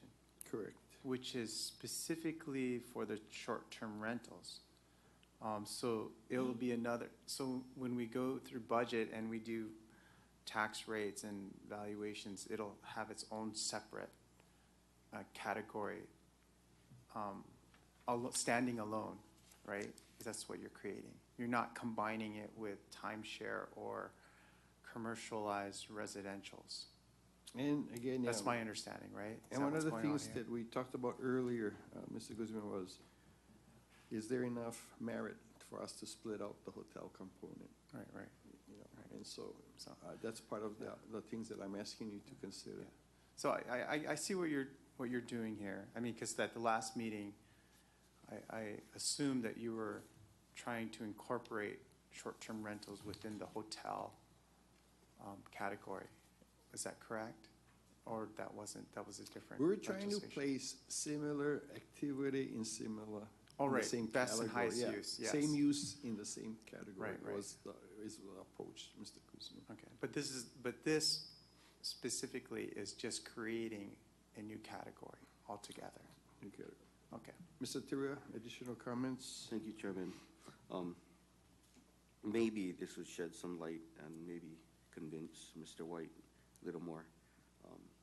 You know, prior to the amendment 4 years ago that brought other properties into the commercial classification was not something that we had supported because of lack of uniformity. It brings other uses into a category of commercial, which I felt wasn't, a policy standpoint, the best for us. These amendments here before you today, and I know we're not going to probably meet all of them, but this one is very important for the uniformity purposes to tax and classify properties uniformly and fairly. That is first and foremost the purpose for this moving forward. Secondly, I hate to say you're never going to get a perfect program, but it's very difficult to catch every single person out there. We are trying our best with the compliance division to try to do the best enforcement efforts that we can. We are, you know, by creating this, I hate to just say we're creating a new bucket for short-term rentals. Well, we are, but we at the same time are trying to move them away from the hotels. So not saying that they're not there now, they're kind of there now, but we're trying to add language to move the hotel component to a separate category. So we're not always having the same hearing to say I'm not like a hotel. I think Mr. Crowley had supported this as well to move them into different buckets. And this is the legislation that we're trying to do to move the two to its own category. Thank you, Chairman. So basically, what we had legislated, I think about 3 years ago, was it 3 years ago, where we incorporated the short-term rentals into commercial. And thereby now, if we were to change any rates in there, you're looking at various other entities in the commercial. So now what you're doing is instead of placing the short-term rentals within the commercial, you're taking them out and creating its own category where we can independently decide the higher or lower tax rate or values, things like that. That's correct, right? Chairman? Mr. Tiria. Prior to Amendment 3 or 4 years ago, that's where they were initially. Right. They were in hotel resort. We're just we're moving them back where they were from a policy standpoint that we see from taxation that the uses are the same and they become in the same classification. Okay. And is this for ease on I guess, classifying? I guess my question is, what is the benefit for it and what is the disadvantage? Those are the two. Chairman, I think I keep thinking of Mrs. Baisa's thing in my head about cleaning up the county code and the real property tax. And this is one of those amendments. From a taxation and a policy standpoint, this is to bring us realigned into more uniform classifications. The furthermore we make exceptions and putting other people in other classifications, you're just muddying the water. So we're trying to bring it back, and that is the purpose, the whole purpose of this amendment, is to bring back and clean up the language in 348. Okay. And it has nothing to do with whether I guess the taxpayer that is within the short-term rental, if their concern is, are we now going to be taxed higher? Is that a possibility for them at this particular legislation? I guess the language itself, will it have the possibility of that happening? But it also has the possibility of it lowering as well, correct? Chairman? Mr. Tiria. That's right. And if this language amendment right now, if it was to pass right now, there would be no implications of changing in tax currently. You do an annual budget and you annually set your tax rates. So whatever the rate appears to ends up being, that is effectively how you're going to calculate the taxes. So I would say that the move, honestly, is really to realign and classify uniformly. The other measures that's followed is in concert with this language is to clean up our code. Okay. Yeah. Very good. That's very good to place that on the record. Thank you. Thank you for those questions. Mr. Carroll, anything at this time you'd like to pose?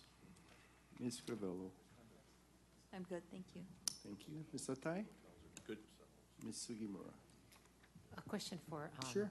So condos are under what category right now for tax basis? Mr. Tiria. Thank you, Chair.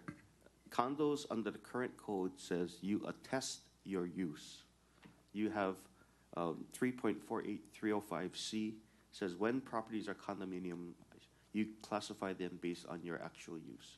So the owner tells you what he is using it for, and you can only have certain amount of classifications that you can fall into. So that's the current way. And what I think this is a little getting ahead, but we're talking about, we have currently 2 systems of classification, one for subdivided lands and one for condominiums. Is that fair? I mean, what we're trying to do is we're trying to simplify our code to have one land classification process. But Chairman, I don't want to go ahead because I know that's another BF number, so I'll defer at this time. Ms. Sugimura. Anything else? Ms. Sugimura? Oh, no. Okay. Mr. White? Thank you. Just for clarification, Mr. Turia, the way this is structured, the condominiums would end up in the same class as the short-term rentals. Is that correct? Mr. Turia? That is correct. And I know we have STRAH, we have all these different types. In the real property tax code, if it's used for 6 months in duration or less, you will go into the hotel resort. So it's not of what you're using it for, it's the duration according to definition. Right, but those condominiums that are in use as a short-term rental would be in the short-term rental classification as opposed to the hotel resort classification, right? Yes, if we created the new class, you would be in short-term rental class, correct. Right. Okay. Anything else, Mr. White? Okay. Mr. Guzman, anything else? What would be the pros and cons for, I'm just following up with Mr. White's question. What would be the pros and cons for placing the condos that are being used for less than 6 months occupation along with the short-term rentals? Is there pros and cons to that? Mr. Turia? I don't see it. For us, we're in classification, and classification is, if you're zoned for a hotel, you have all the rights of hotel zoning for our standpoint. It's the underlying use and the highest and best use is hotel. If you're a condominium and you're allowed to do short-term rental, that is short-term rental. We're putting the similar uses in the similar buckets. I see that. That's what we're trying to do. Thank you. Okay, anyone else has other questions or comments on BF 79? Okay, the chair will entertain a motion to move forward to council for passage on first reading, be ordered to print a bill for an ordinance amending chapter 3.48 Maui County Code to classify real property used as short-term rental homes or transit vacation rentals as short-term rental for tax valuation purposes, allowing staff to make any non-substantive changes and filing of any appropriate communications. So moved, Chair. Second. I have a motion by Ms. Sugimura, seconded by Ms. Crivello. We're under discussion. Any discussion, members? Having none, all in favor of the motion, please say aye. Aye. Opposed, say no. Okay, the motion passes with 6 ayes, 1 no, Mr. White, and 2 excused, Ms. Cochran and Ms. King. Thank you very much, members. Since we are recommending to council BF 79, the chair will not bring forward BF 42. Okay. So with no objection, members, we'll defer 42. Any objections to No deferring objections. 42? Okay, 42 is deferred. Let me take you to BF 45. This is under the heading Real Property Classification of Land and Building, subheading Planned Developments and Condominium Property Regimes. We have a County Communication 17-145 on relating to section 3.48.305, and then another correspondence dated September 11th, 2017 from Corporation Council with a revised proposed bill amending chapter 3.48. So at this time, I'm going to ask for comments from Mr. Teruya of Department of Finance. Mr. Teruya. Thank you, Chairman. Similar to echoing your opening remarks, the amended bill for BF 45 is to repeal 3.48305C of the county code, where it would get away from actual use into one simple or one land type of classification system, and to add a section to the condominium units and planned development section for long-term residential use dedication. Thank you, Chairman. Okay, Mr. Uyoka, any comments you wish to share at this time with the committee? Thank you, Chair. We reviewed the bill. We're okay with it. Just want to emphasize we have the dedication for long-term residential use at the end of the bill, also mentioned by Mr. Torrio. Thank you. Okay, thank you for that comment. You know what, Mr. Uyoka, I know the members may be reviewing that, but for the public's information, why don't you tell them what we were looking at for the benefit of the long-term renter, or what's available for them? Thank you, Chair. That's in Section 2 of the bill on page 4. Section would be Section 3.48.370, condominium units or planned developments dedicated for long-term residential use. You instructed us to draft this language based on the last meeting. The committee members were concerned about, by getting rid of the actual use for classification for the condos, that there may be some effect for the long-term residential uses, which are renters, based long-term renters. So the idea was to establish a dedication process, much like ag. There's ag dedication. So if someone were to say for 10 years that they're going to use the unit for long-term residential use, this will be evidenced by a properly recorded lease with the Bureau of Conveyances. And our understanding is if you only have a 1-year lease, you would just keep recording the new leases every year. And you would get apartment classification at that point. So you'd be in the apartment class, subject to whatever the council decides for that fiscal year to be the apartment rate. And it'll be like any other dedication. You'd go through a process with the Director of Finance, and if you fail to observe the period of dedication, you'd be subject to a rollback for those years that what's the word I'm looking for here? You were benefited with the different classification, and you'd have to pay the additional tax and penalties. I hope that clears it up enough for you, Chair. Thank you. Thank you. I will ask Mr. Torrio for his comments on this item. Thank you, Chairman. Just in addition to Corporation Council's defining of this residential dedication, I just want to point out that it mirrors other dedications throughout the real property tax law, in the sense that it is due prior to September 1st, prior to the calendar year for its effect. Thank you, Chair. Thank you for that. Members, I'll open it up to any questions you may have or comments on this consideration. Mr. White, anything at this time? Thank you, Chair. We're working off of the 9/11/2017 version. Correct. Okay. Yes, thank you. No questions at this time.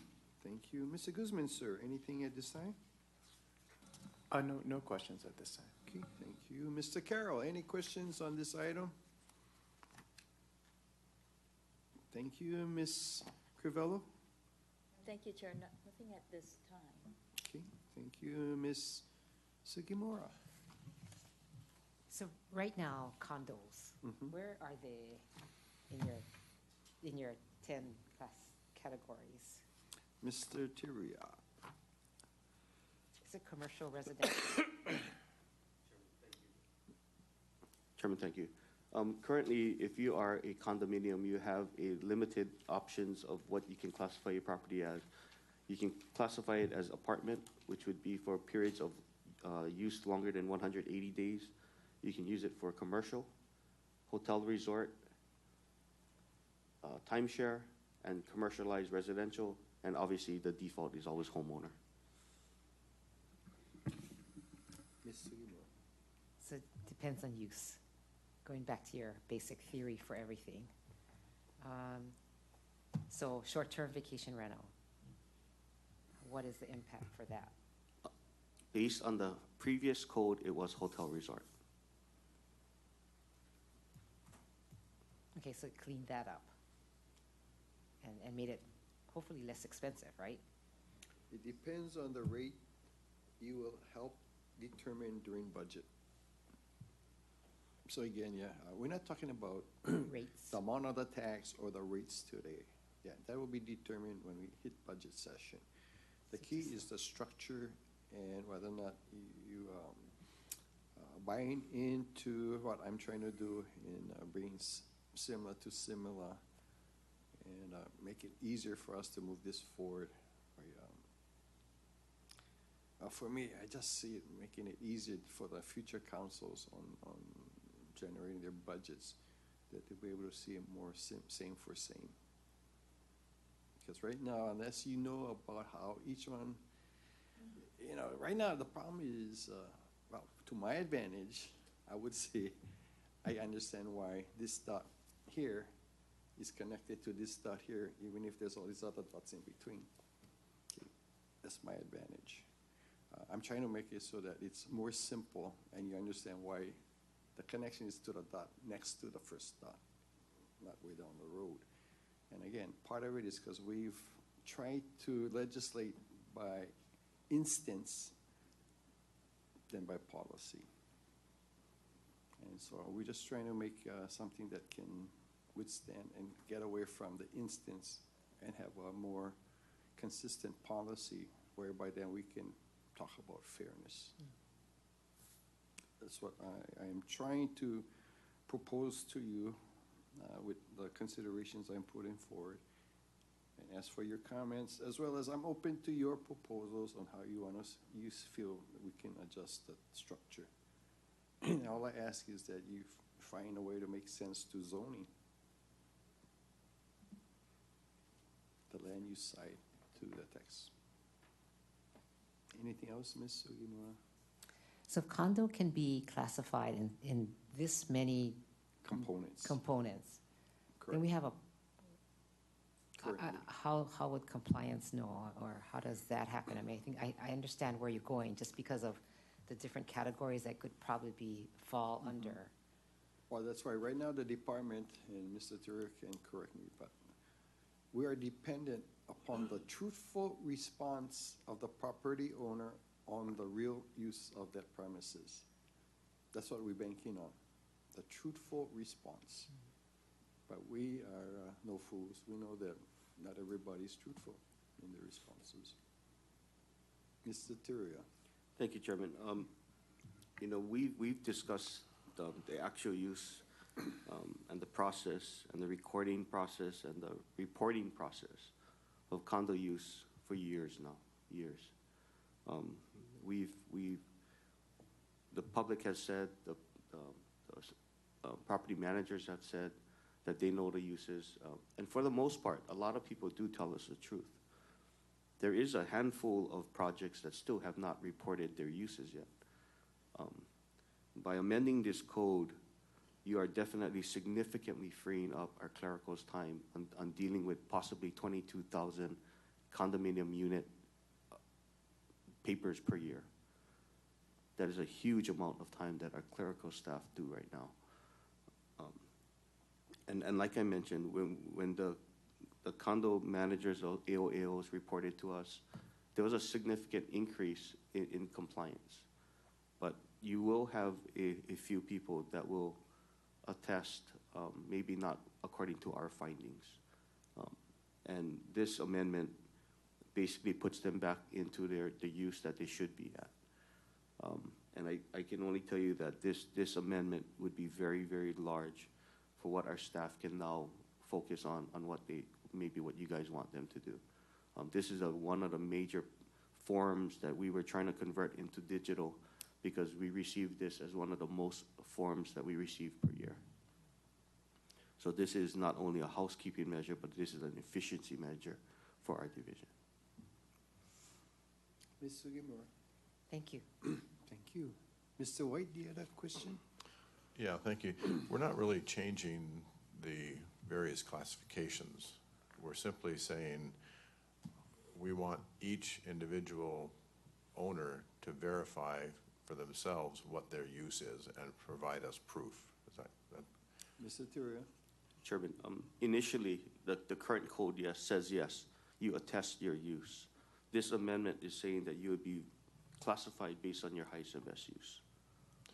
Okay, but if you are going to occupy it as a homeowner, then you can claim the homeowner's exemption and the homeowner rate. If you're gonna use it as a long-term rental, you'll be classified as apartment, right? Chairman, it really depends on what your zoning is. The homeowner classification trumps everything.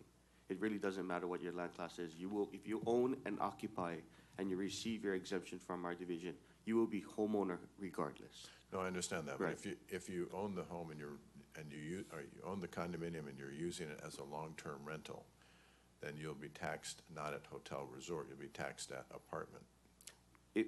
Chairman, sorry. Yep, Mr. Teruya. It really depends on your land use ability for the unit. If you can use it for a short-term rental, you will be, unless you're a homeowner, you will be classified as short-term rental. If you have the ability to do it as a short-term rental and you choose to leave it vacant, it's short-term rental because that is the highest and best use of the unit. Is that clear? Yeah, so this is a significant expansion of the current practice. Right? Because currently, if somebody is renting out their unit as a long-term rental,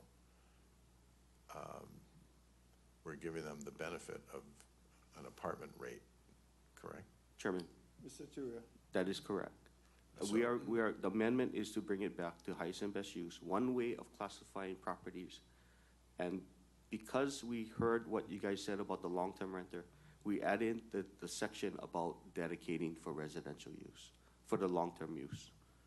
That is your way of, if you're still doing long-term rental, you can dedicate for the long-term rental use.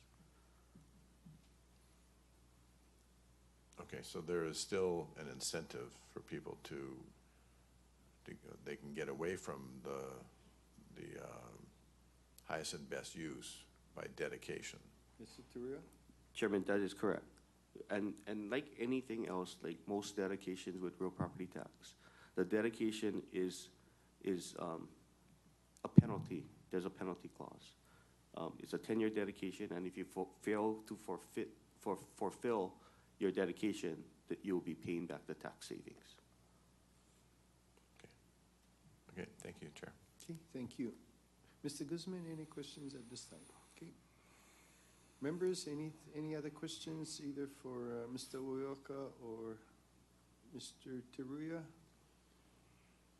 Okay, if not, the chair will be entertaining a motion to move forward to council a recommendation for passage on first reading be ordered to print a bill for an ordinance amending chapter 3.48 Maui County Code relating to real property tax. And again, this is the revised proposed bill attached to correspondence dated September 11, 2017, allowing staff to make any non-substantive adjustments and filing of all appropriate communications. So moved, Chair. Second. I have a motion by Mr. White, seconded by Ms. Corbello. Members, any further discussion on the motion? Having not, all in favor of the motion, please say aye. Aye. Opposed, say no. Motion passes with 7 ayes, 2 excused. Members, we do have time. I do want to start this discussion. I do not plan to have us make any determinations, but I would like us to start the discussion on BF 50. This is under Chapter 3.48, Article 13, excuse me. Maui County Code relating to the circuit breaker tax credit. We have a communication May 22, 2017 in this committee, as well as a correspondence dated September 12, 2017 from Mr. White, who has transmitted to us a proposed bill for consideration. And today, we also have Mr. Teruya and Mr. Uyoka, who I've asked to give appropriate comments at the appropriate time. So, Mr. White, since you have presented us with a consideration, I'm happy to allow you to give us some comment on this at this time. Thank you, Chair. I think most of us have received complaints from various people that are, have been over the years covered by the circuit breaker allowance. And the complaint has been that the house value has increased beyond the $400,000 lower threshold, and in various cases moved from one threshold to another. So this is, what we did was take the general increases that we've seen since we passed the circuit breaker ordinance a couple of years ago. We've just taken the increases that we see in the RPT valuations, and so we've adjusted each of the categories up by $100,000 to accommodate for those changes that we have seen in home values. So this is just simply to allow the folks that have been taking part in the program before to at least have somewhat of a shot at continuing to do so. Okay, thank you for that, those comments. Mr. Teria, comments from RPT? Thank you, Chairman. In reviewing the proposed bill to increase the gross building assessed value by $100,000, I don't see any significant impact in the meaning that extremely severe. We have amendments to the county code in the circuit breaker ordinance that would cap credits to not more than $5,000, gross income levels not to exceed $100,000 to qualify for the program. So there's a lot of measures in there from significantly impacting the overall credit, and by increasing it 100,000, Chairman, I wouldn't be opposed to it. I think it's probably a good measure as home prices do increase. So I'm not speaking on behalf of the administration, just my personal perspective. I think it's a very good measure in my opinion. Thank you, Chair. Okay, thank you. Any comments at this time, Mr. Uyoka, for the committee? No comments. Thank you, Chair. Okay, thank you. I will say that, yeah, it's this committee's responsibility to do appropriate review of all items regarding the taxation component. This is one of them. And again, this goes back to the discussion decades ago about max tax and the impacts of high growth in valuation and assessments in a short period of time when we still have a large component that deals with plantation style earnings and wages. So I appreciate the proposal from Mr. White. I appreciate the comments from real property tax. Mr. Carroll, you have any comments you wish to share on this item at this time, or questions? Okay, thank you. Ms. Crivello? Okay, thank you. Ms. Atai? No question, Chair. Ms. Sugimura? Thank you, Chair. So it looks like Mr. Crowley testified regarding a percentage, and it looks like it's covered in the proposed legislation. So it's either 100%, it goes all the way, down to 20%, and it's just increasing the different levels with the $100,000 increase. So I hope that will satisfy what the testifier was talking about. Oh, that's right. My thing was, I'm not, again, I don't want to rush this because it will have some impact on the next budget session, potentially. But I want us to at least be more informed and aware of this. What was the intent of this legislation and policy? And again, let's make an assessment of whether we're achieving the goals or not, and what's the appropriate adjustments, if any. So I appreciate this from Mr. White because this is a good vehicle for us to consider. Also knowing the attitude of the state legislature and some of their comments about TAT or property tax. I can appreciate it. But they've made it clear to me that they feel that properties over $1 million need to be viewed differently and properties less than 1 million, including from taxation standpoint and exemptions.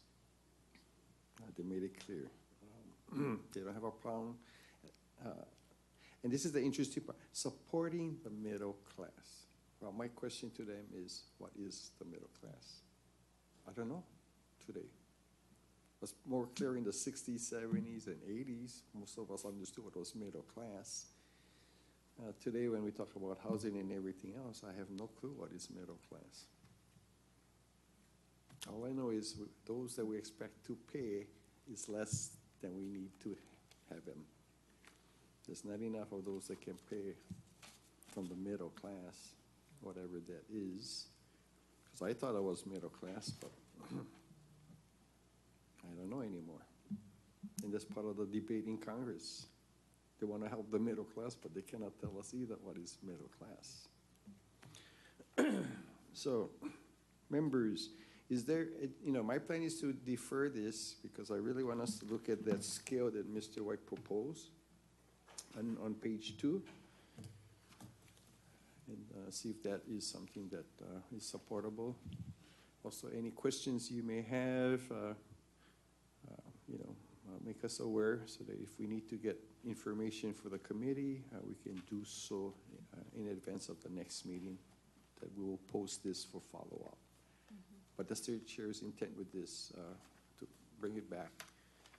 So is there any information, members, you would like us to consider before we take any action on this item? Mr. White? No further. Thank you. Ms. Sugimori, is there anything else you would like us to? No, Chair. Okay, Mr. Tai? Nope. Ms. Crivello? No, thank you. Mr. Carroll? Okay, well, if there is, please make staff aware so that the chair can be notified of additional requirements before we bring this back up. Members, Mr. Teruya, any additional comments? None? Mr. Uyoka? Okay. Members, if there's no further discussion, with no objection, we'll defer item 5-0. No objections. Okay, we'll defer this for another meeting, members, and bring this back up for additional discussion. Okay, thank you. We've completed the agenda for today, so thank you for being here. And go Dodgers. This meeting is adjourned. To see